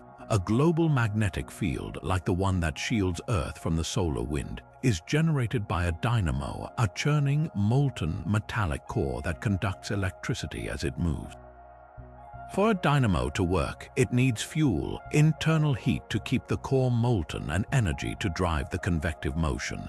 A small world like the moon, with a radius just over a quarter of Earth's, should have lost its internal heat rapidly after formation and solidified quickly, its dynamo sputtering out within a few 100 million years. Yet the lunar rocks tell a different story, one of a magnetic field that persisted for well over 1 billion years. How could this small, seemingly inert world have generated such a powerful protective force for so long? The traditional dynamo theory, so successful for explaining Earth's magnetic field, hits a wall when applied to the early moon. The energy required to power a billion-year dynamo in such a small body is immense, far exceeding what standard models of lunar cooling can provide. The heat from the moon's initial formation and the radioactive decay of elements in its core simply aren't enough to keep the engine running for that duration. This paradox has forced planetary scientists to think outside the box, to consider far more dramatic and exotic mechanisms that could have provided the necessary jolt of energy. The leading hypotheses are as violent as they are ingenious, each painting a picture of a far more dynamic and tumultuous early moon than we ever imagined. One compelling theory points to a colossal impact, not as the moon's origin story, but as a later, re-energizing event. The moon's surface is scarred with giant impact basins, the largest of which is the South Pole Aitken Basin on the far side, over 2,000 kilometers across. The asteroid that created this behemoth would have been hundreds of kilometers in diameter, and its impact would have been an event of almost unimaginable violence. The energy released wouldn't have just created a crater, it would have sent seismic shockwaves reverberating through the entire lunar interior. This planetary-scale trauma could have violently stirred the moon's stagnant core, remelting sections of it and reigniting the dynamo by providing a massive, one-time injection of kinetic energy. In this scenario, the magnetic field wasn't a constant hum but a temporary resurgence, a final roar sparked by a catastrophic collision. While this could explain a period of strong magnetism, the timing of these giant impacts may not perfectly align with the longevity of the field recorded in the rocks. An even more fascinating hypothesis involves a delicate and slow cosmic dance. This idea suggests the moon's dynamo was driven not by internal heat or a single impact, but by the moon's own motion specifically, a phenomenon called precession. Just as a spinning top wobbles before it falls, the moon wobbles as it spins. This precession is caused by the gravitational tugs of both Earth and the Sun, which exert torque on the moon's slightly oblate shape. The theory proposes that this continuous wobbling mechanically stirred the liquid outer core, sloshing it around the solid inner core like water in a slowly moving bowl. This frictional motion would have generated heat, enough to keep the core from fully solidifying and to power the convective flows needed for a dynamo. It's an elegant concept. The moon's magnetic field was sustained by the gentle, perpetual gravitational nudges from its parent planet and the Sun, a protective shield generated by its own orbital ballet. Computer simulations have shown this precession-driven dynamo is not only plausible but could have been highly efficient, potentially explaining the field's surprising strength and longevity. Yet the mystery is not fully solved. Each of these theories has its own set of challenges. The impact hypothesis requires a precise sequence of giant collisions, while the precession model depends on the moon's interior structure and the precise rate of its wobble billions of years ago, parameters that are difficult to confirm. The answer might even lie in a combination of these mechanisms, an initial dynamo powered by early heat, later rejuvenated by massive impacts and sustained by precessional stirring.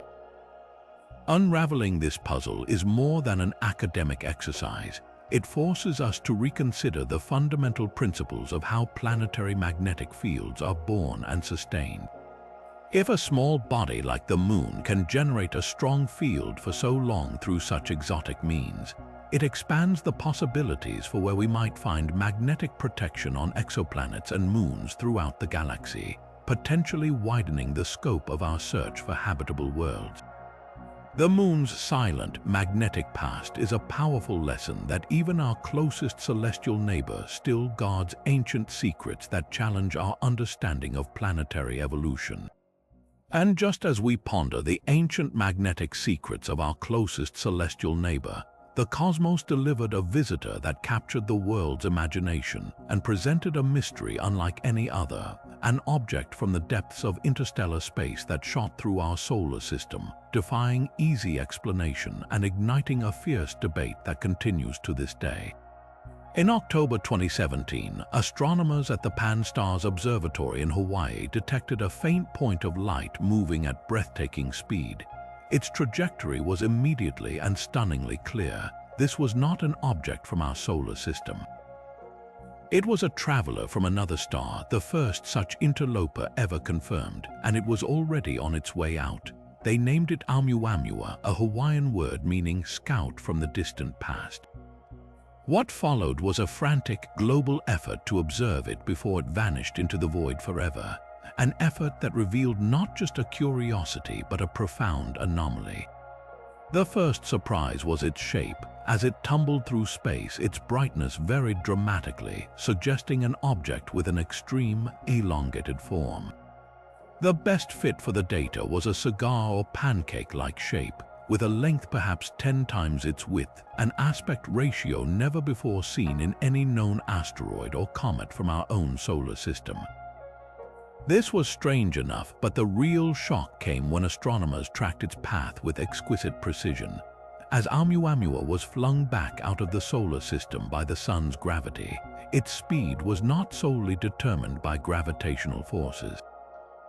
Something else was giving it an extra tiny push. This non-gravitational acceleration is common for comets. As they are heated by the sun, their icy surfaces erupt, venting gas and dust that acts like a natural rocket engine. But when every telescope turned toward Oumuamua, they saw no coma, no surrounding cloud of gas and dust, no tail.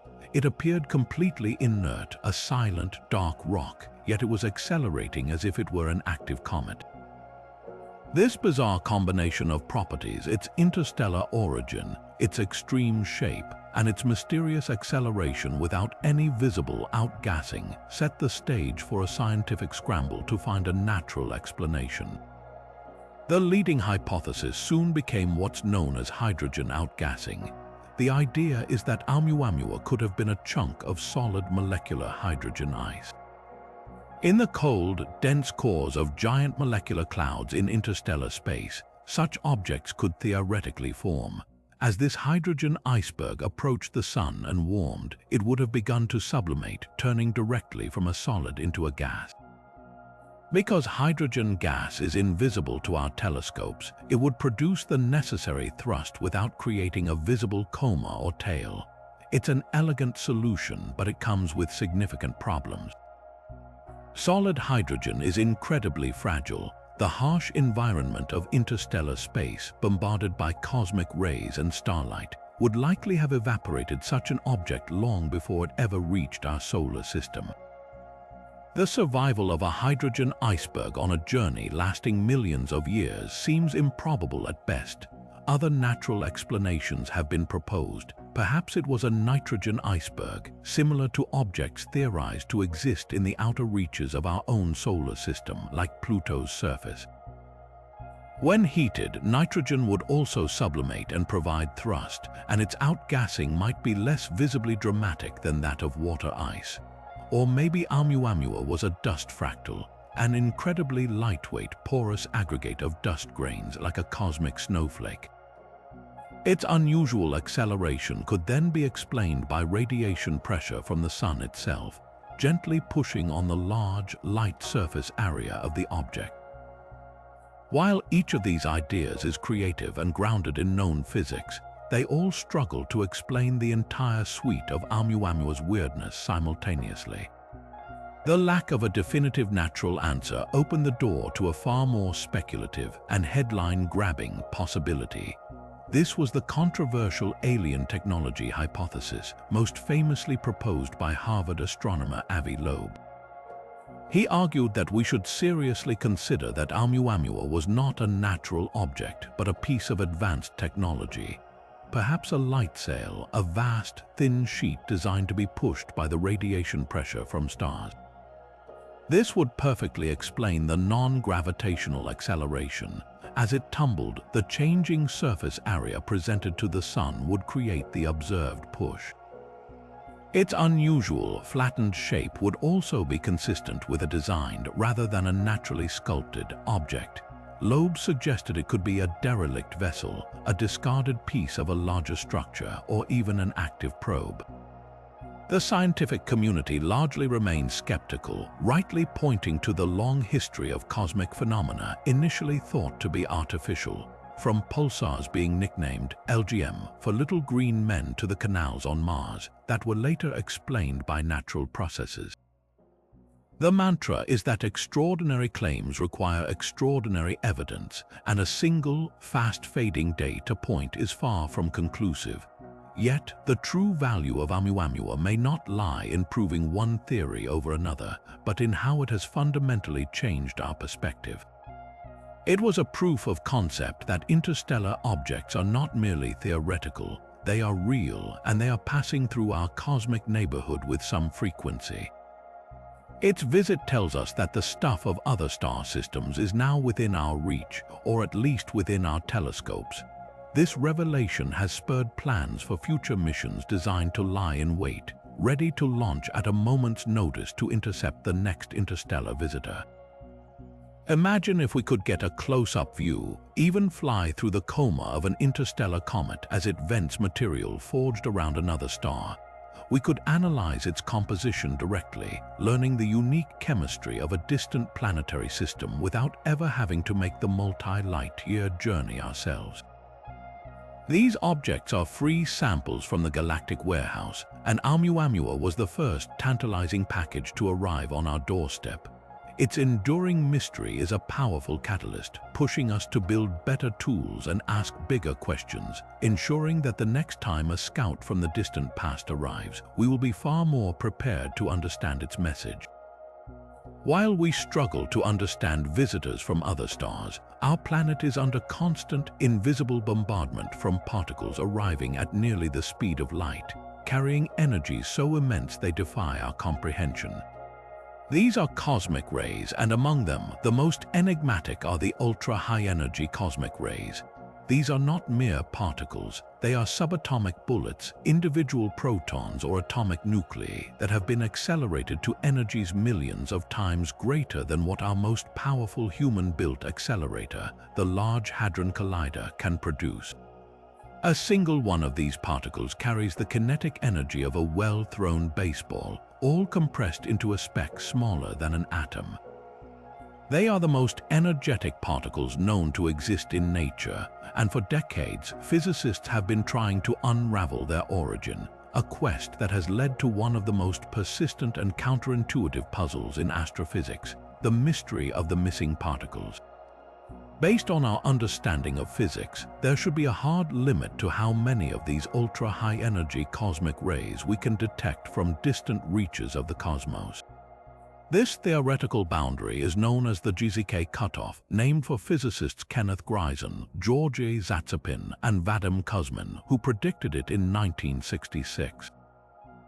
Their reasoning was brilliantly simple. The universe is not empty, it is filled with the faint, relic radiation from the Big Bang, the cosmic microwave background.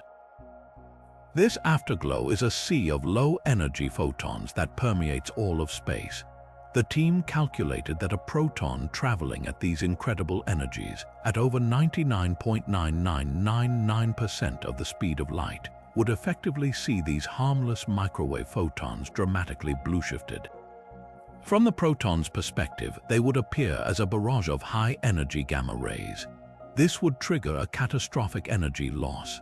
The ultra-high-energy proton would inevitably collide with these background photons, creating new particles in a process that would bleed its energy away over long distances. The math was clear. No proton with an energy above a certain threshold should be able to travel more than about 150 million light-years through this cosmic minefield before its energy is sapped below the cutoff. This distance is a mere stone's throw in cosmic terms, a fraction of the size of our local supercluster. Therefore, if the GZK process holds true, the ultra-high-energy cosmic rays we detect on Earth should all originate from relatively nearby sources within our cosmic neighborhood. This is where the paradox emerges. Our most sensitive cosmic ray observatories, vast arrays of detectors like the Pierre Auger Observatory in Argentina, have indeed detected these particles. But there are far fewer of them than our models predict we should see. It's not that they don't exist, it's that their population drops off precipitously right around the predicted GZK energy limit. This is the GZK cutoff paradox. The universe seems to be obeying the rule, but in doing so, it has created a new mystery. If these particles can only come from nearby, then where are the powerful cosmic accelerators in our local universe that are producing them? We have a good idea of what could create such immense energies, the most violent events imaginable, like the active supermassive black holes at the centers of galaxies, the colossal shockwaves from merging galaxy clusters, or perhaps gamma-ray bursts. Yet when we point our telescopes in the directions from which these cosmic rays arrive, we often find nothing that matches the required incredible power. It's as if we were finding Olympic-level athletes in a small village but could find no gym, no track, and no coach to explain their prowess. The accelerators simply don't appear to be there. This glaring absence has led physicists down two fascinating and potentially revolutionary paths. The first possibility is that we are wrong about the sources. Perhaps our local universe contains extraordinary cosmic accelerators that we haven't yet identified or properly understood. Maybe supermassive black holes have outbursts that are more energetic or focused than we've observed. Or perhaps there is a new class of transient event that leaves no other lasting electromagnetic signature we can easily detect. The hunt is on to correlate the arrival directions of these particles with new, multi-messenger observations, using not just light but also neutrinos and gravitational waves to triangulate the source of these incredible bullets. The second and far more thrilling possibility is that we are wrong about the physics. The GZK cutoff is a prediction based on our well-tested standard model of particle physics and Einstein's special theory of relativity. What if, at these extreme energies, unknown physics is at play? Perhaps the particles are not losing energy in the way we expect because the fundamental nature of spacetime changes at these scales. Some speculative theories suggest that Lorentz invariants are cornerstone of Einstein's physics, which states that the laws of physics are the same for all observers, could be subtly violated at such high energies, allowing the particles to travel farther than expected. Others propose that these particles could be the decay products of something even more exotic, like super-heavy dark matter particles left over from the Big Bang that are decaying in the halo of our own galaxy. If this were true, they wouldn't have to travel vast distances at all, appearing instead from a source much closer to home, which would neatly sidestep the entire GZK distance problem. The mystery of the cosmic ray horizon is therefore a direct probe into the most extreme limits of our physical theories, a challenge thrown down by the universe itself, asking us to either find the hidden engines in our backyard or dare to rewrite the rules of reality. Yet for all the staggering energy of these cosmic rays, the universe is composed overwhelmingly of something far more mundane, the normal atomic matter that makes up everything we can see and touch. This is the familiar stuff of stars, planets, and people protons, neutrons, and electrons, which astronomers collectively call baryonic matter. And according to our most precise calculations from the cosmic microwave background, we know exactly how much of this ordinary stuff should have been created in the Big Bang. It should account for roughly 5% of the total mass energy content of the cosmos. But when we add up everything we can actually see, all the stars in all the galaxies, all the glowing gas in nebulae, and all the dust scattered across the void, we come up dramatically short. Nearly half of all the baryons that should be there are simply missing.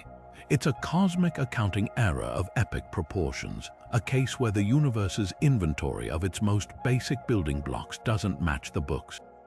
This isn't a dark matter problem. This is a problem with the very matter we thought we understood. We are missing something like 30 to 40% of all the atoms that should exist. So where did they go? The leading hypothesis points to the most vast and empty regions of space, the gaps between galaxies. For a long time, we thought of these regions as true voids, but we now understand they are woven together by the cosmic web, a gigantic network of filaments made mostly of dark matter. Theorists proposed that the missing baryons hadn't vanished. They were simply hiding in plain sight, spread throughout these filaments in the form of an incredibly diffuse, superheated gas known as the warm-hot intergalactic medium, or WIM. This isn't a gas you could breathe or even see. It's a plasma so hot, ranging from hundreds of thousands to millions of degrees Celsius, that it emits very little light in the visible spectrum. It's also so thin that a cubic meter of it might contain only a few atoms, making it 1,000 times less dense than the best vacuum we can create in a laboratory on Earth. Finding this ghostly, superheated fog is one of the greatest observational challenges in modern cosmology. The difficulty in detecting the WIM lies in its extreme properties. It's too hot to show up in traditional optical surveys and too diffuse to emit strong, easily detectable signals in radio waves. To find it, astronomers have had to become incredibly creative, turning to indirect and extremely subtle methods. The most successful technique has been to use the universe's brightest natural flashlights, distant quasars. As the brilliant light from a quasar billions of light years away journeys across the cosmos to reach our telescopes, it passes through these invisible filaments of the WIM. The specific atoms in this hot gas, primarily oxygen, absorb very specific wavelengths of that background light. Because the universe is expanding, this absorption is redshifted, and the gas itself is so hot that the atoms are highly ionized, meaning they have lost many of their electrons. This creates a unique fingerprint, a series of faint absorption lines in the ultraviolet and X-ray parts of the spectrum that correspond to highly ionized oxygen. Finding these lines is like detecting the faintest shadow of a nearly invisible wire against the blinding light of a spotlight miles away. It requires the most powerful space telescopes like NASA's Chandra X-ray Observatory and the Hubble Space Telescope. And even then, it's a painstaking process of collecting data from multiple quasar sightlines and piecing together the statistical evidence. Recent observations have finally started to close the gap. By meticulously analyzing hundreds of quasar spectra, astronomers have begun to find these telltale absorption lines, providing strong evidence that a significant portion of the missing baryons are indeed tied up in this large-scale structure of the WIM. The picture that emerges is breathtaking. We are living in a universe where the galaxies are merely the glittering knots in a much grander tapestry. The vast spaces between them are not empty. They are filled with a tenuous, roiling ocean of million-degree gas, a relic of the primordial material that was swept up and heated by the gravitational collapse of the cosmic web itself over billions of years. This discovery doesn't just solve an accounting problem, it completes our picture of how matter is distributed on the largest scales.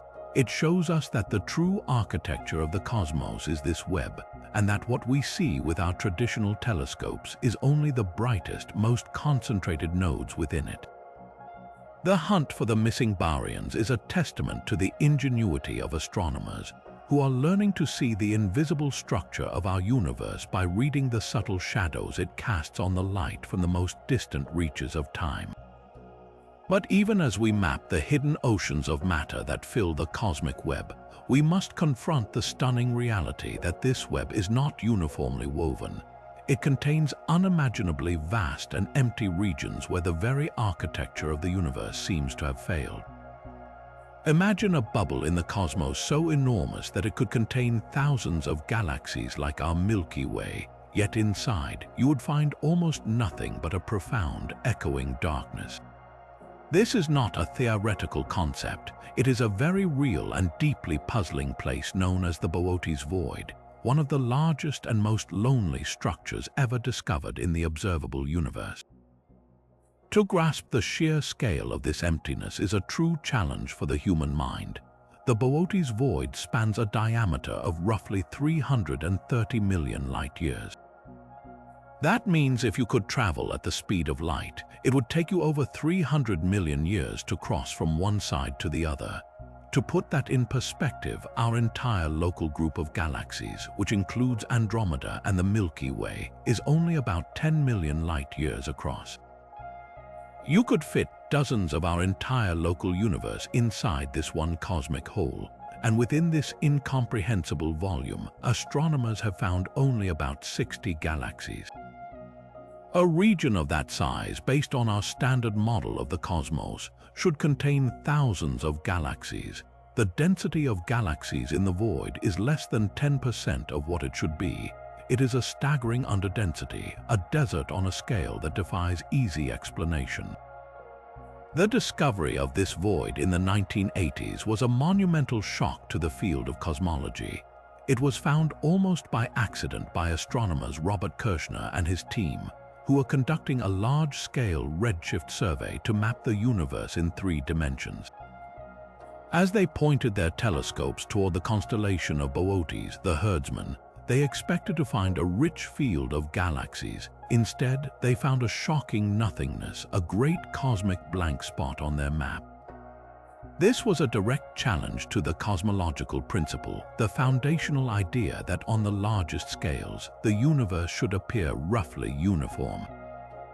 The Boötes void suggested that perhaps the universe isn't as smooth as we thought.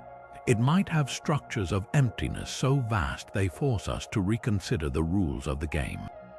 So how does such a void form? The leading theory involves the subtle, gravitational interplay between dark matter and dark energy over billions of years.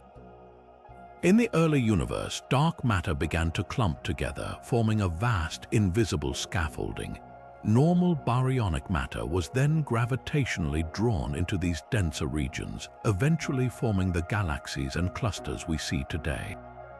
But this process works both ways. As matter flows into the dense knots of the cosmic web, it must flow out of other regions. Think of the universe as a sheet being pulled tight from certain points. The areas between those points become stretched and empty. A void like Boötes could have begun as a very slight underdensity in the primordial universe, a region that was just a tiny fraction of a percent less dense than its surroundings after the Big Bang. Over eons, gravity amplified this small difference. All the matter in that region was gradually pulled outward toward the denser walls and filaments that border the void, leaving behind an ever-growing emptiness. It's a case of cosmic rich get richer and poor get poorer, where the gravitational pull of surrounding structures effectively evacuates a colossal volume of space. But there might be an even more powerful force at work, one that doesn't pull matter out but rather pushes space itself apart from within. This is where dark energy enters the story. We know dark energy is causing the overall expansion of the universe to accelerate. Within a giant void where the gravitational pull is exceptionally weak due to the lack of matter, dark energy's repulsive effect would be even more dominant. It's possible that once a void reaches a certain critical size, dark energy takes over and begins to inflate it from the inside, accelerating its expansion and making it grow even larger and emptier, much faster than gravity alone could account for. The Boötes void, therefore, might not just be a relic of gravitational evolution. It could be a dynamic structure, actively being stretched and hollowed out by the mysterious force that governs our cosmic destiny. It becomes a natural laboratory for studying dark energy's influence in a place where its effects are magnified and its competition from gravity is minimal. The profound emptiness of the Boötes void also has a bizarre and counterintuitive effect on the light that passes through it.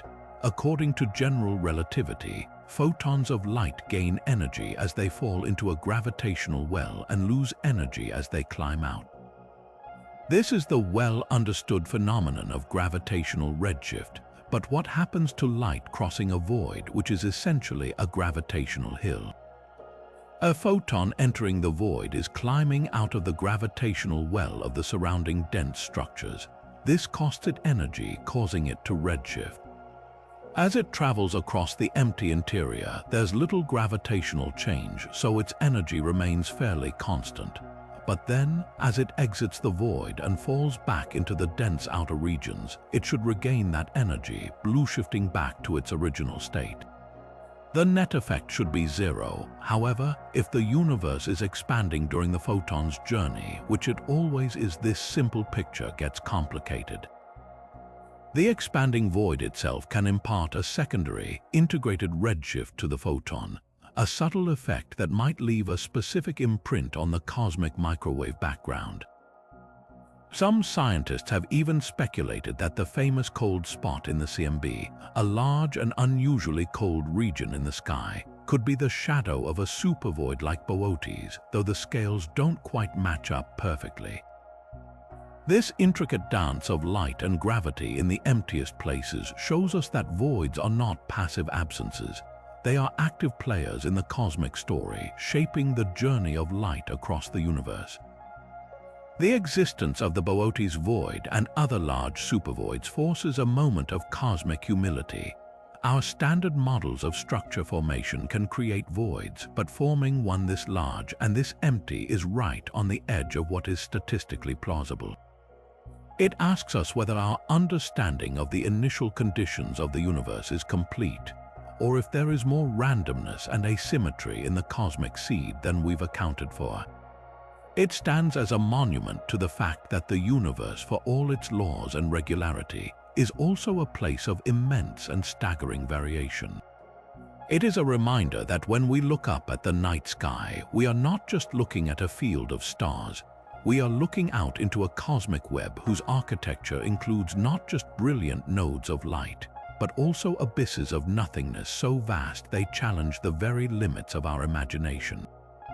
Moving from the cosmic deserts of the Boötes void, we now turn our attention to a mystery that exists on the opposite end of the scale, not in the vast emptiness of space, but within the impossibly dense and fleeting heart of matter itself. For decades, the rules of the nuclear world have been considered settled, a textbook certainty that forms the foundation of everything from nuclear power to our understanding of stars. One of the most fundamental of these rules is that you cannot have a nucleus made solely of neutrons. The strong nuclear force which glues protons and neutrons together requires a delicate balance. The repulsive force between positively charged protons must be overcome, and neutrons play a crucial role in this stability. A nucleus with only one or two neutrons simply flies apart instantly. A trineutron, a trio of neutrons, has never been found to be stable. The very idea of a bound state of four neutrons, a tetraneutron, was long considered nuclear physics heresy, a theoretical impossibility that defied the known forces governing the atomic nucleus. Then, in 2016, an experiment at the Riken Research Institute in Japan sent a shockwave through the community. Researchers were studying unstable, neutron-rich nuclei, and in the aftermath of a specific nuclear reaction, they observed a signal that was as brief as it was shocking. The data suggested that for a fleeting moment, just 1/1000th of a nanosecond, a four-neutron particle had not only formed but had lived long enough to be detected before disintegrating. This was not a direct observation, but a signature inferred from the debris of the collision, a ghost in the data that pointed to the existence of something that simply shouldn't be. The scientific reaction was a mix of intense excitement and deep skepticism. Extraordinary claims require extraordinary evidence, and the hunt was on to confirm or refute this potential paradigm shift. The theoretical challenge a tetraneutron presence is immense. If it is indeed a true, resonant bound state, it means that the nuclear force between neutrons must be far stronger and more complex than our current models allow. Our understanding is based on forces between proton-neutron and neutron-neutron pairs, and it simply doesn't predict a strong enough attraction between four neutrons to bind them together, even for a minuscule amount of time. This has forced physicists to consider radical new possibilities. Perhaps the force between neutrons is not just a simple sum of individual interactions, but something more emergent.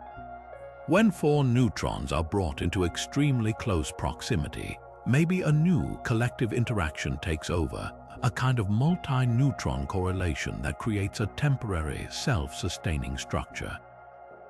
It would be like trying to understand the strength of a rope by looking at individual fibers. The strength of the woven whole is something entirely different and far greater than the sum of its parts. Some theories even suggest that the tetraneutron isn't a traditional nucleus at all, but a new type of exotic few-body state governed by a delicate and previously unknown resonance within the nuclear forces.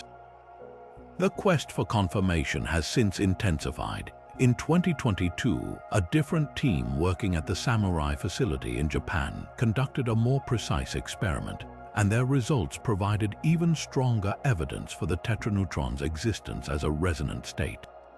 Meanwhile, other researchers have approached the problem not with particle accelerators, but with immense supercomputers, attempting to simulate the quantum interactions of four neutrons from first principles.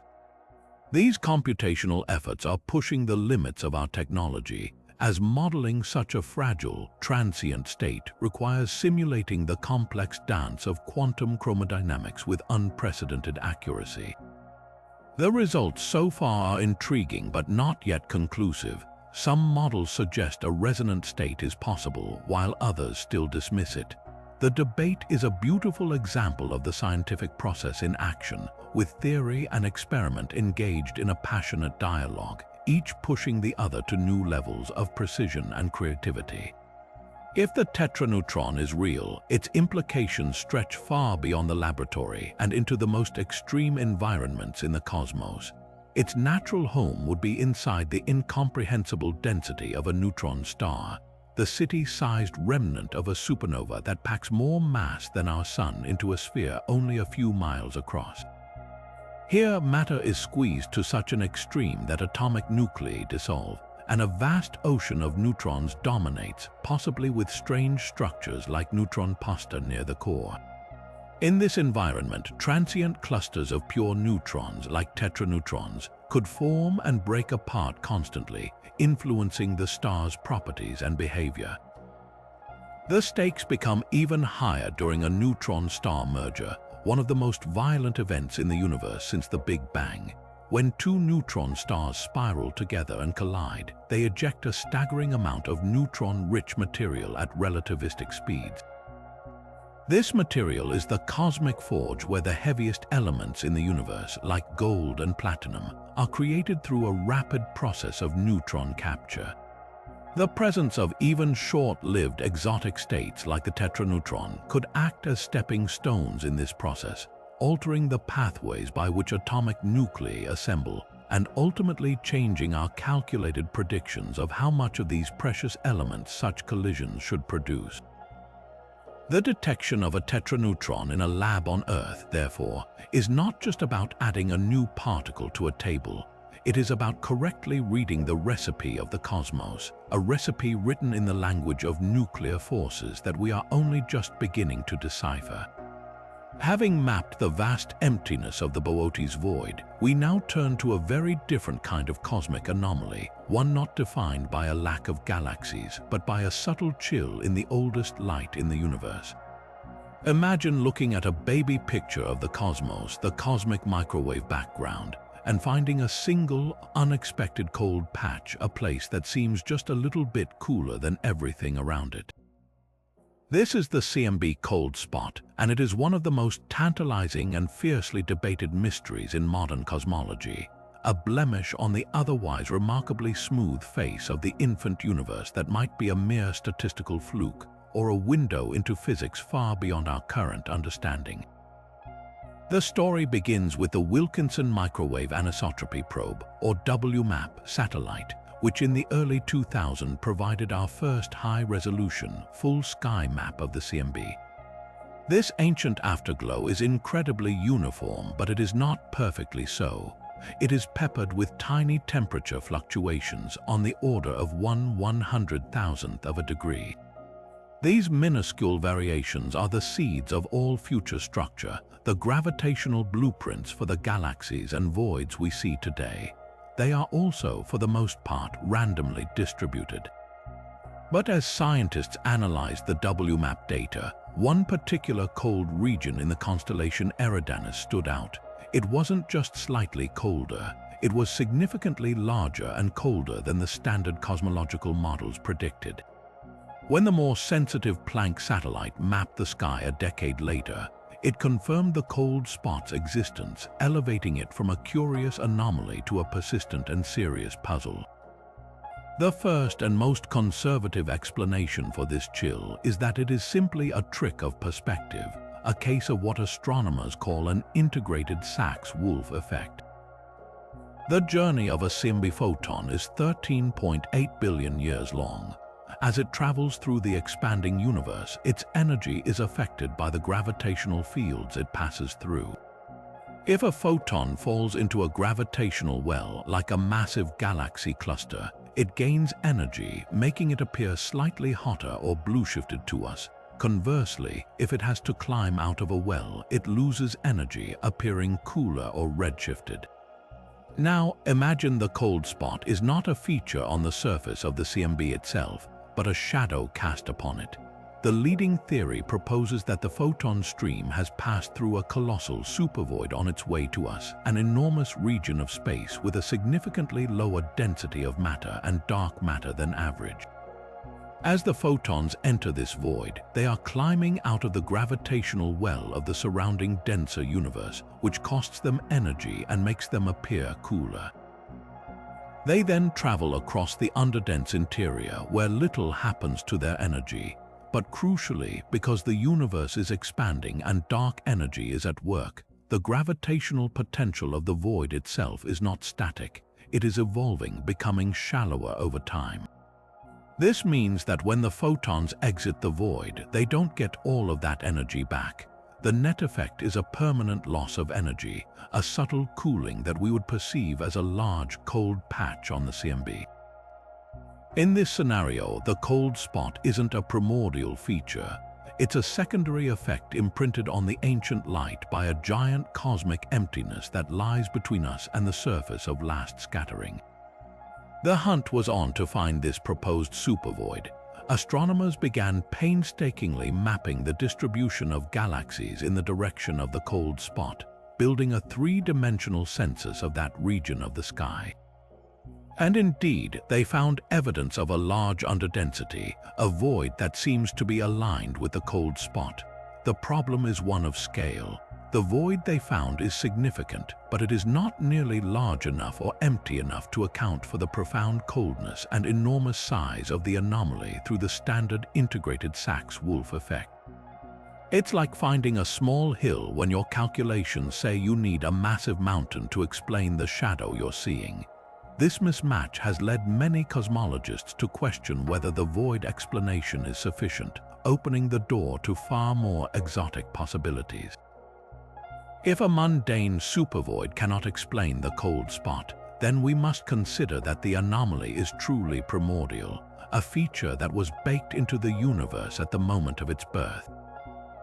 This is where the mystery becomes truly profound. One possibility is that the cold spot is a rare, but not impossible, statistical fluctuation in the otherwise random Gaussian field of the CMB. Our universe could simply be the one in a million cosmos that randomly has an unusually large cold patch, a grand cosmic lottery winner of unlikely statistics. While possible, the probability of such a fluctuation is extremely low, leading many to search for a more physical, deterministic cause. This search leads us to the most breathtaking and speculative explanation of all, that the cold spot is evidence of a collision with another universe. This idea arises from the theory of eternal inflation and the multiverse. In this model, our universe is just one expanding bubble in a vast, frothing meta-universe where countless other bubbles are constantly inflating into existence. Sometimes these bubbles can collide. If a neighboring universe had bumped into ours in the distant past, just as our observable universe was inflating, the energy released in that collision could have left a distinct imprint on the fabric of our spacetime. This imprint would appear to us as a circular disturbance on the CMB, precisely what the cold spot appears to be. The collision would have drained energy from that region of our universe, creating a vast cold spot that stands as a cosmic bruise, a scar from a primordial encounter with a reality entirely separate from our own. It is a staggering concept that we might have empirical, observational evidence for the existence of other universes, all from studying a faint, cold smudge on a map of the sky.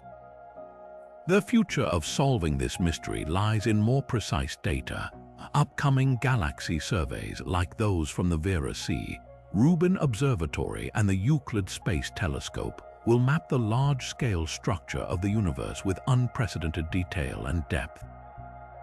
They will be able to definitively confirm or rule out the existence of a supervoid vast enough to explain the cold spot through conventional physics. If they find one, it will be a triumph for our standard model of cosmology, showing that even its largest anomalies can be explained within the known laws of physics. If they do not, the case for exotic physics, and perhaps even a multiverse, becomes significantly stronger.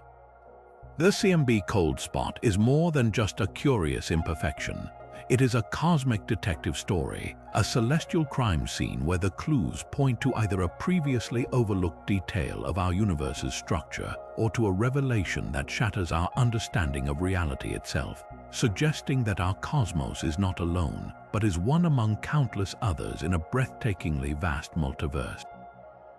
Deep within the heart of our own galaxy, hidden behind thick veils of cosmic dust, another profound mystery is unfolding. One that reveals itself not in visible light, but in the violent, energetic glow of gamma rays. For over a decade, astronomers sifting through data from the Fermi Gamma Ray Space Telescope have been piecing together a map of this high-energy sky, and what they found at the very center of the Milky Way was both startling and beautiful. There, surrounding the supermassive black hole Sagittarius A, is a mysterious, diffuse excess of gamma-ray light. This glow forms a symmetrical, spherical haze that extends thousands of light-years from the galactic core, and its properties are unlike anything we've seen from any known celestial object. Dubbed the galactic center excess, this signal has ignited a fierce and thrilling debate, pitting two radically different explanations against each other. Is it the long-sought-after signature of dark matter annihilation, or is it simply a vast population of stellar corpses we've failed to properly count? The dark matter hypothesis is perhaps the most tantalizing possibility. We know that dark matter must be concentrated most densely at the center of galaxies, drawn in by the immense gravitational pull of both the supermassive black hole and the surrounding stars. If certain theoretical models are correct, particularly those involving weakly interacting massive particles or WIMP, then these dark matter particles could occasionally collide and annihilate each other. When such an event occurs, the tremendous energy released will be converted into a shower of standard model particles, including gamma-ray photons. The energy spectrum of the observed excess, the specific distribution of its brightness across different energy levels, bears a striking resemblance to the predicted signature of WIMP annihilation. It peaks at a specific energy that could correspond to a dark matter particle with a mass about 60 times that of a proton. The symmetrical, smooth shape of the glow is also exactly what cosmological simulations predict for a dark matter halo. It lacks the lumpy, structured appearance we would expect from point sources like stars or pulsars. For many, this is the most compelling evidence for particle dark matter we have ever stumbled upon, a potential whisper from the invisible 85% of the universe's matter emanating from our own backyard. However, extraordinary claims require the thorough elimination of all ordinary explanations, and the galactic center is anything but an ordinary place. It is the most crowded and dynamic stellar environment in the entire galaxy, a chaotic metropolis of stars, gas, and the remnants of dead stars. The primary challenger to the dark matter interpretation is that this gamma-ray excess is not caused by exotic physics, but by a vast, unseen population of millisecond pulsars. These are ancient neutron stars that have been spun up to incredible speeds by siphoning material from a companion star. As they rotate hundreds of times per second, their intense magnetic fields act like powerful lighthouses, beaming out radiation across the electromagnetic spectrum, including powerful jets of gamma rays. A large collection of these faint, point-like sources could, from our distant vantage point 26,000 light-years away, blur together into a smooth, diffuse glow that mimics the signature of dark matter. The central bulge of the galaxy is exactly the kind of ancient stellar environment where such a population of old neutron stars could have formed over billions of years. The critical task, then, is to distinguish between these two radically different pictures: a smooth sheet of annihilation radiation versus a granular collection of countless individual points of light. This is where the capabilities of our telescopes and the power of statistical analysis come into play. If the glow is made of point sources, we should eventually be able to resolve them with a sensitive enough instrument. Recent analyzers have claimed to detect a certain level of statistical graininess within the excess, a hint that it might indeed be composed of many faint sources just below the current detection threshold of the Fermi telescope. However, these findings are hotly contested, and the signal remains too smooth to be definitively declared granular. The next generation of gamma-ray observatories will be the ultimate arbiter. Proposed missions like the Advanced Particle Astrophysics Telescope, or APT, would have vastly improved angular resolution and sensitivity. It would be like swapping out a blurry lens for a microscope, allowing astronomers to either clearly resolve a sea of thousands of pulsars or confirm that the glow is truly smooth and featureless, thereby dramatically strengthening the case for dark matter. This mystery is far more than an academic argument. Its resolution will fundamentally shape our understanding of the universe. If the excess is from pulsars, it will reveal an entirely new chapter in the star formation history of our galaxy's chaotic core, showing us that it produced a stunning number of these exotic binary systems. But if it is dark matter, the implications are truly revolutionary. It would be our first direct detection of a dark matter particle and the opening of an entirely new field of astronomy. We could then use this signature to search for similar glows in other galaxies, finally mapping the distribution of dark matter throughout the cosmos, not by its gravitational influence but by its own light. The galactic center excess is a cosmic riddle written in the most energetic language nature possesses, and we are now on the cusp of learning to read it, unlocking a secret that has been hidden in plain sight at the very center of our celestial home. From the invisible pull that holds galaxies together to the silent, repulsive force pushing them apart, our journey through the cosmos has shown us that the universe is a dynamic battlefield of opposing powers. And it is this very battle that ultimately dictates the final chapter of everything, a destiny written not in the laws of physics we know, but in the mysterious, unknown nature of dark energy itself. The universe's ultimate fate is not a single foregone conclusion. It is a menu of potential endings, each more awe-inspiring and terrifying than the last, and the choice between them hinges on the precise properties of that enigmatic force accelerating our expansion. The most widely accepted forecast, based on our current best measurements, is a finale known as the heat death or the Big Freeze. Imagine the universe as a grand party that has been raging for nearly 14 billion years. The energy is slowly draining from the room. In this scenario, dark energy continues to behave as a constant force, as Einstein's cosmological constant, driving the expansion faster and faster. Galaxies beyond our local group will eventually be pushed away so rapidly that their light can no longer reach us, leaving our night sky darker and emptier with each passing eon. Within those isolated islands of stars, the fuel for new star formation will gradually run out. Existing stars will burn through their hydrogen, die, and fade away. Eventually, even the slowest burning red dwarfs will sputter out, and the last lights in the universe will be extinguished, all that will remain is a sparse, ever-cooling soup of subatomic particles and black holes drifting in an infinite, expanding void. And even the black holes won't last forever. Through the process of Hawking radiation, they will incredibly slowly evaporate over timescales so vast they make the current age of the universe seem like a single blink.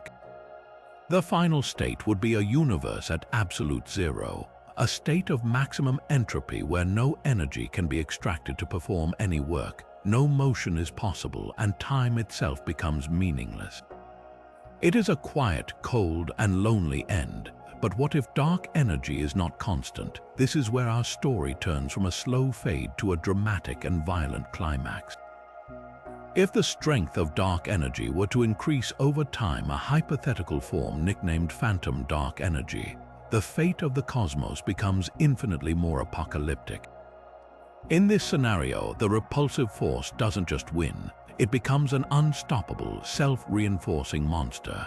As the universe expands and creates more space, more of this phantom energy would flood into existence, causing the expansion to accelerate at an ever-increasing rate.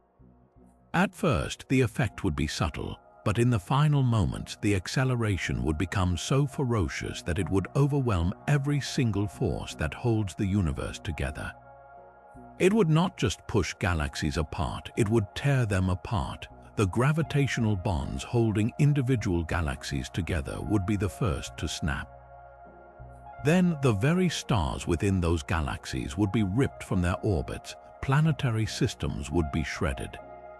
In the last minutes, the oppressive force would tear planets apart, and then the atoms that constitute all matter would themselves be ripped asunder, overcoming the electromagnetic force that binds electrons to nuclei, and even the strong nuclear force that holds protons and neutrons together.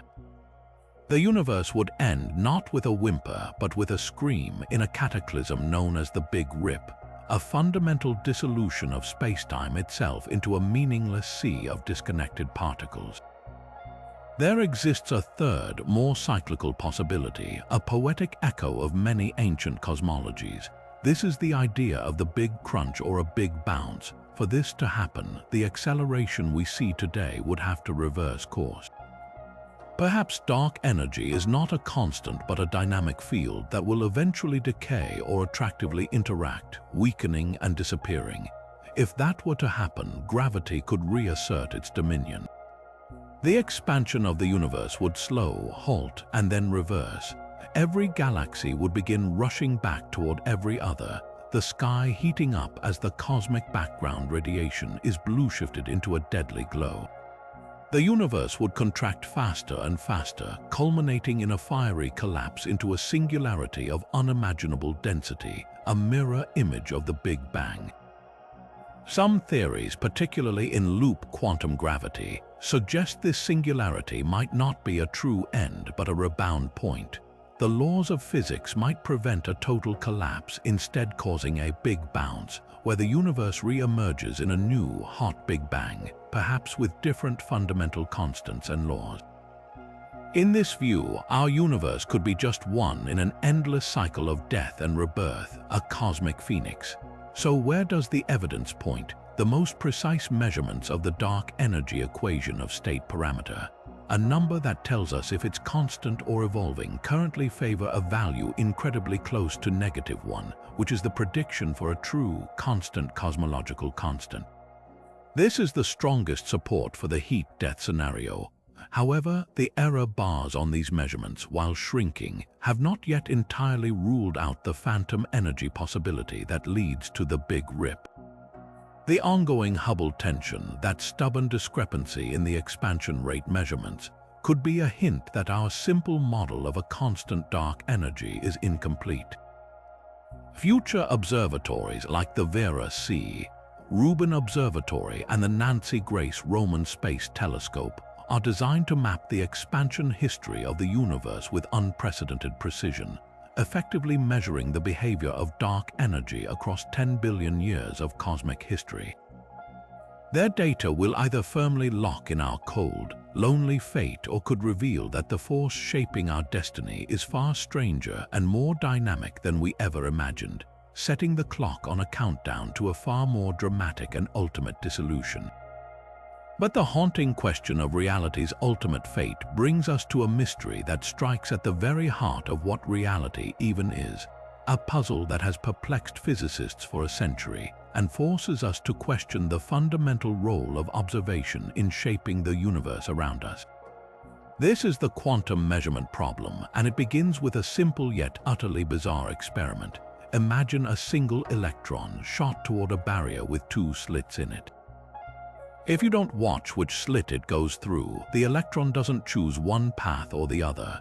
Instead, it behaves as if it passes through both slits simultaneously, creating an interference pattern on the detector screen behind the barrier, a telltale sign of a wave. This means the electron exists in a superposition, a fuzzy blend of all possible positions and states. But the moment you place a detector at one of the slits to see which path it takes, this magical wave-like behavior vanishes. The electron suddenly acts like a single, localized particle. The interference pattern disappears, and it definitively goes through one slit or the other. It seems that the very act of looking, of measuring, forces the electron to make a choice, collapsing its superposition into a single, definite reality.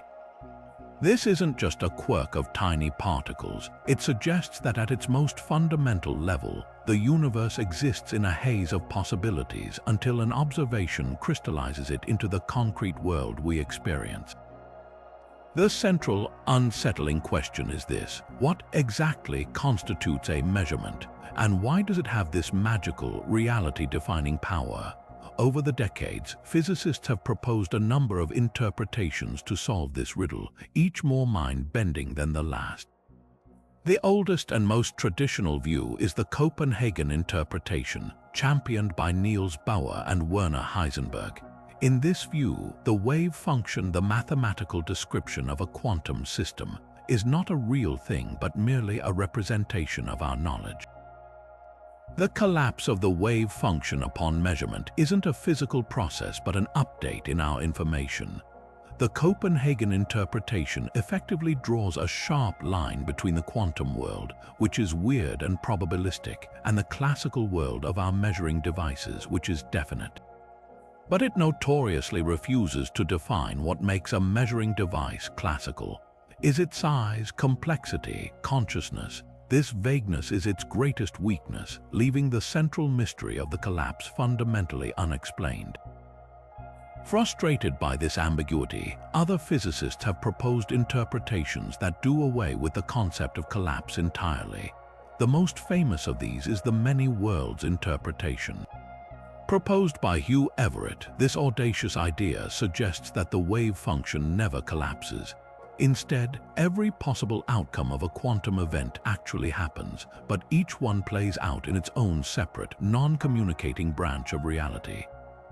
In the case of the electron, when you measure which slit it goes through, the universe splits. In one branch, you see the electron go through the left slit and record that result. In another, completely separate branch, an identical version of you sees it go through the right slit. There is no collapse, there is only endless branching, creating a vast, ever-expanding multiverse of every possible quantum outcome. This interpretation is elegant because it treats the entire universe quantum mechanically without needing a special classical realm. But it comes with the staggering, untestable cost of an infinite number of parallel realities. Other interpretations seek a more physical mechanism for collapse. Models like spontaneous collapse theory propose that the wave function collapse is a real, random physical process that happens on its own, but it is so incredibly rare for individual particles that we only notice its effects in large objects. This would mean there is a fundamental boundary between the quantum and classical worlds set by size and complexity. Then there are interpretations like quantum Bayesianism, which argues that quantum probabilities are not objective features of the world but subjective degrees of belief, making quantum mechanics a theory about information itself. The sheer number of competing interpretations, all making the same experimental predictions, highlights the depth of the problem. We have a magnificently powerful mathematical theory, but we cannot agree on what it is ultimately describing. This philosophical stalemate has forced experimentalists to take the lead, designing brilliant experiments to probe the boundary where quantum weirdness gives way to classical certainty. The central goal is to see if larger and larger objects can be placed into a superposition. We know it works for electrons, atoms, and even molecules. But what about a virus, a living organism, or a tiny, human-made mechanical oscillator? Researchers are now pushing these limits, attempting to cool nanoscale objects to their quantum ground state, and then coax them into a superposition where they are in two places at once. One of the most promising approaches involves creating an experiment where a tiny mirror is in a superposition of vibrating and not vibrating. The act of measurement itself is at the heart of another class of experiments. If a measurement is just a physical interaction, then it should be possible to reverse it, effectively undoing the measurement and restoring the superposition. Teams have successfully done this with photons, showing that the collapse can be erased if done quickly enough, blurring the line between the measured and the unmeasured. Each of these experiments is a direct assault on the measurement problem, not with philosophy but with engineering and observation, slowly dragging the quantum into the world we can see and touch, forcing reality to reveal its deepest secrets about whether the moon is really there when we are not looking. After confronting the quantum measurement problem and its unsettling implication that reality might be shaped by observation, we arrive at our final and perhaps most provocative mystery, one that asks if the very nature of our existence is not just strange but artificial. This is the simulation hypothesis, the idea that our entire universe, with all its galaxies, stars, planets, and people, might not be base reality, but an incredibly sophisticated simulation, a kind of cosmic virtual reality run on a computer of unimaginable power. While it sounds like a plot from a science fiction movie, this concept has been seriously debated by philosophers, physicists, and technologists, and it presents a trilemma, a puzzle with three possible answers, each more profound than the last. The argument was most famously formalized by philosopher Nick Bostrom. He begins with a startling projection about the future of computing. If our civilization continues to advance and doesn't destroy itself, we will likely develop the capability to run vast, detailed simulations of conscious minds, ancestor simulations that recreate the entirety of human history. Now, Bostrom reasons, if such a future is possible, we are left with a logical trilemma, three propositions, at least one of which must be true. First, almost all civilizations at our level of development go extinct before achieving this simulation-capable stage. Second, almost all advanced civilizations that do reach this stage lose all interest in running such ancestor simulations. Or third, we are almost certainly living inside such a simulation right now. The sheer mathematical weight of this argument is compelling. If even a tiny fraction of advanced civilizations run even a tiny number of these simulations, the number of simulated minds would quickly dwarf the number of biological ones. Therefore, if you accept that the first two options are unlikely, the statistical probability points directly to the third option, that we are among the simulated minds, not the original biological ones. This isn't just a philosophical parlor trick, it has potential physical consequences. If our universe is a simulation, it would necessarily be running on a substrate with finite resources, no matter how advanced. This could impose subtle limits or reveal telltale signs in the very fabric of reality, what we might call cosmic glitches. One area to search for these glitches is in the fundamental resolution of the universe. Just as a video game has a pixel size or a render distance, our simulation might have a smallest possible unit of space or time, a fundamental pixelation of reality. In physics, this is known as the Planck length and Planck time, the scale at which our current laws of gravity and quantum mechanics break down. Some scientists have proposed that if we could detect evidence that spacetime is not smooth and continuous but actually discrete or pixelated at this scale, it could be interpreted as evidence of an underlying computational framework. Another potential glitch could appear in the laws of physics themselves. The constants that govern our universe, like the speed of light or the strength of gravity, seem finely tuned to allow for the existence of life. From a simulation perspective, these aren't mysterious coincidences. They could simply be the chosen parameters of the simulation, the settings selected by the programmers. Perhaps the most famous proposed test involves high-energy cosmic rays. When incredibly energetic particles from deep space travel across the universe, their energy can be slightly affected by the quantum foam, the seething turbulence of spacetime at the tiniest scales. If spacetime is continuous, this effect should be the same no matter which direction the particle comes from. However, if the universe is built on a lattice-like discrete structure, a hallmark of many computational models, this effect would have a slight directional dependence. It would break what physicists call Lorentz invariance, a fundamental symmetry of nature. So far, our most precise observations of cosmic rays show that Lorentz invariance holds firm, which is evidence against this particular model of a simulation. But the search continues for other potential signatures. Some have even humorously suggested looking for software errors, literal glitches in the matrix, like sudden violations of conservation laws or particles behaving in mathematically irrational ways. The implications of the simulation hypothesis stretch far beyond physics and into the deepest questions of philosophy, ethics, and meaning.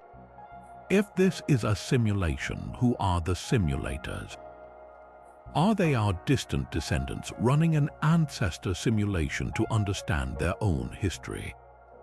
Could they be a completely alien intelligence, and what is our purpose within it? Are we merely data points in a grand experiment, or do our lives and consciousness hold some intrinsic value? The hypothesis doesn't necessarily invalidate our experiences. The joy of love, the awe of a sunset, and the pain of loss would be no less real to us, the simulated beings. But it does force a radical shift in perspective on what real actually means. It challenges the very foundation of our ontology, our understanding of being and reality. Whether you find the idea terrifying, enlightening, or simply absurd, it serves as a powerful testament to humanity's unending drive to question its place in the cosmos, to look behind the curtain of existence itself and ask not just how the universe works, but why it is here at all, and whether our quest for answers is the journey of a naturally evolved species or the programmed curiosity. Character in the most elaborate story ever told. And so we find ourselves at the edge, not of the cosmic horizon, but of our own understanding. This journey through 25 of the universe's greatest mysteries reveals something far more profound than a simple list of unanswered questions. It illuminates the vast and beautiful frontier of our ignorance. Each one of these enigmas, from the ghostly tug of dark matter to the silent scream of the wow signal, from the impossible tetraneutron to the chilling void in Boötes, is not a failure of science, but its very engine. They are the bright, blinking lights on the control panel of human knowledge, showing us exactly where to point our telescopes, our particle accelerators, and our most brilliant minds next. This cutting edge of what we don't know is what propels us forward. The quest to solve the Hubble tension drives us to build more precise telescopes. The puzzle of fast radio bursts inspires new kinds of detectors to catch their fleeting whispers. The paradox of black hole information forces us to invent entirely new branches of physics. Every single mystery is a catalyst, sparking technological innovation and theoretical breakthroughs that ripple through our society, giving us everything from more advanced medical imaging to new materials and a deeper appreciation of our place in the cosmos. They remind us that science is not a dusty set of answers in a textbook, but a living, breathing, and wonderfully chaotic process of discovery. It is a story that is still being written, with new, shocking plot twists waiting in the data from the next observation or experiment. This is why we look up, this is why we ask what if and why not. the universe is not a puzzle to be solved, but an endless source of wonder to be explored. These 25 mysteries are an invitation to stay curious, to embrace the unknown, and to feel that childlike awe every time we gaze at the starry night sky. We want to know which of these cosmic riddles captures your imagination the most. Does the prospect of a multiverse hinted at by the cold spot fire up your brain? Or are you captivated by the silent, statistical argument of the Fermi Paradox? Share your thoughts in the comments below. Let's continue this incredible conversation about the greatest story there ever was. Wherever your curiosity leads you, never stop wondering, because the universe is always ready to reveal another secret, another layer of mystery, proving that the real adventure is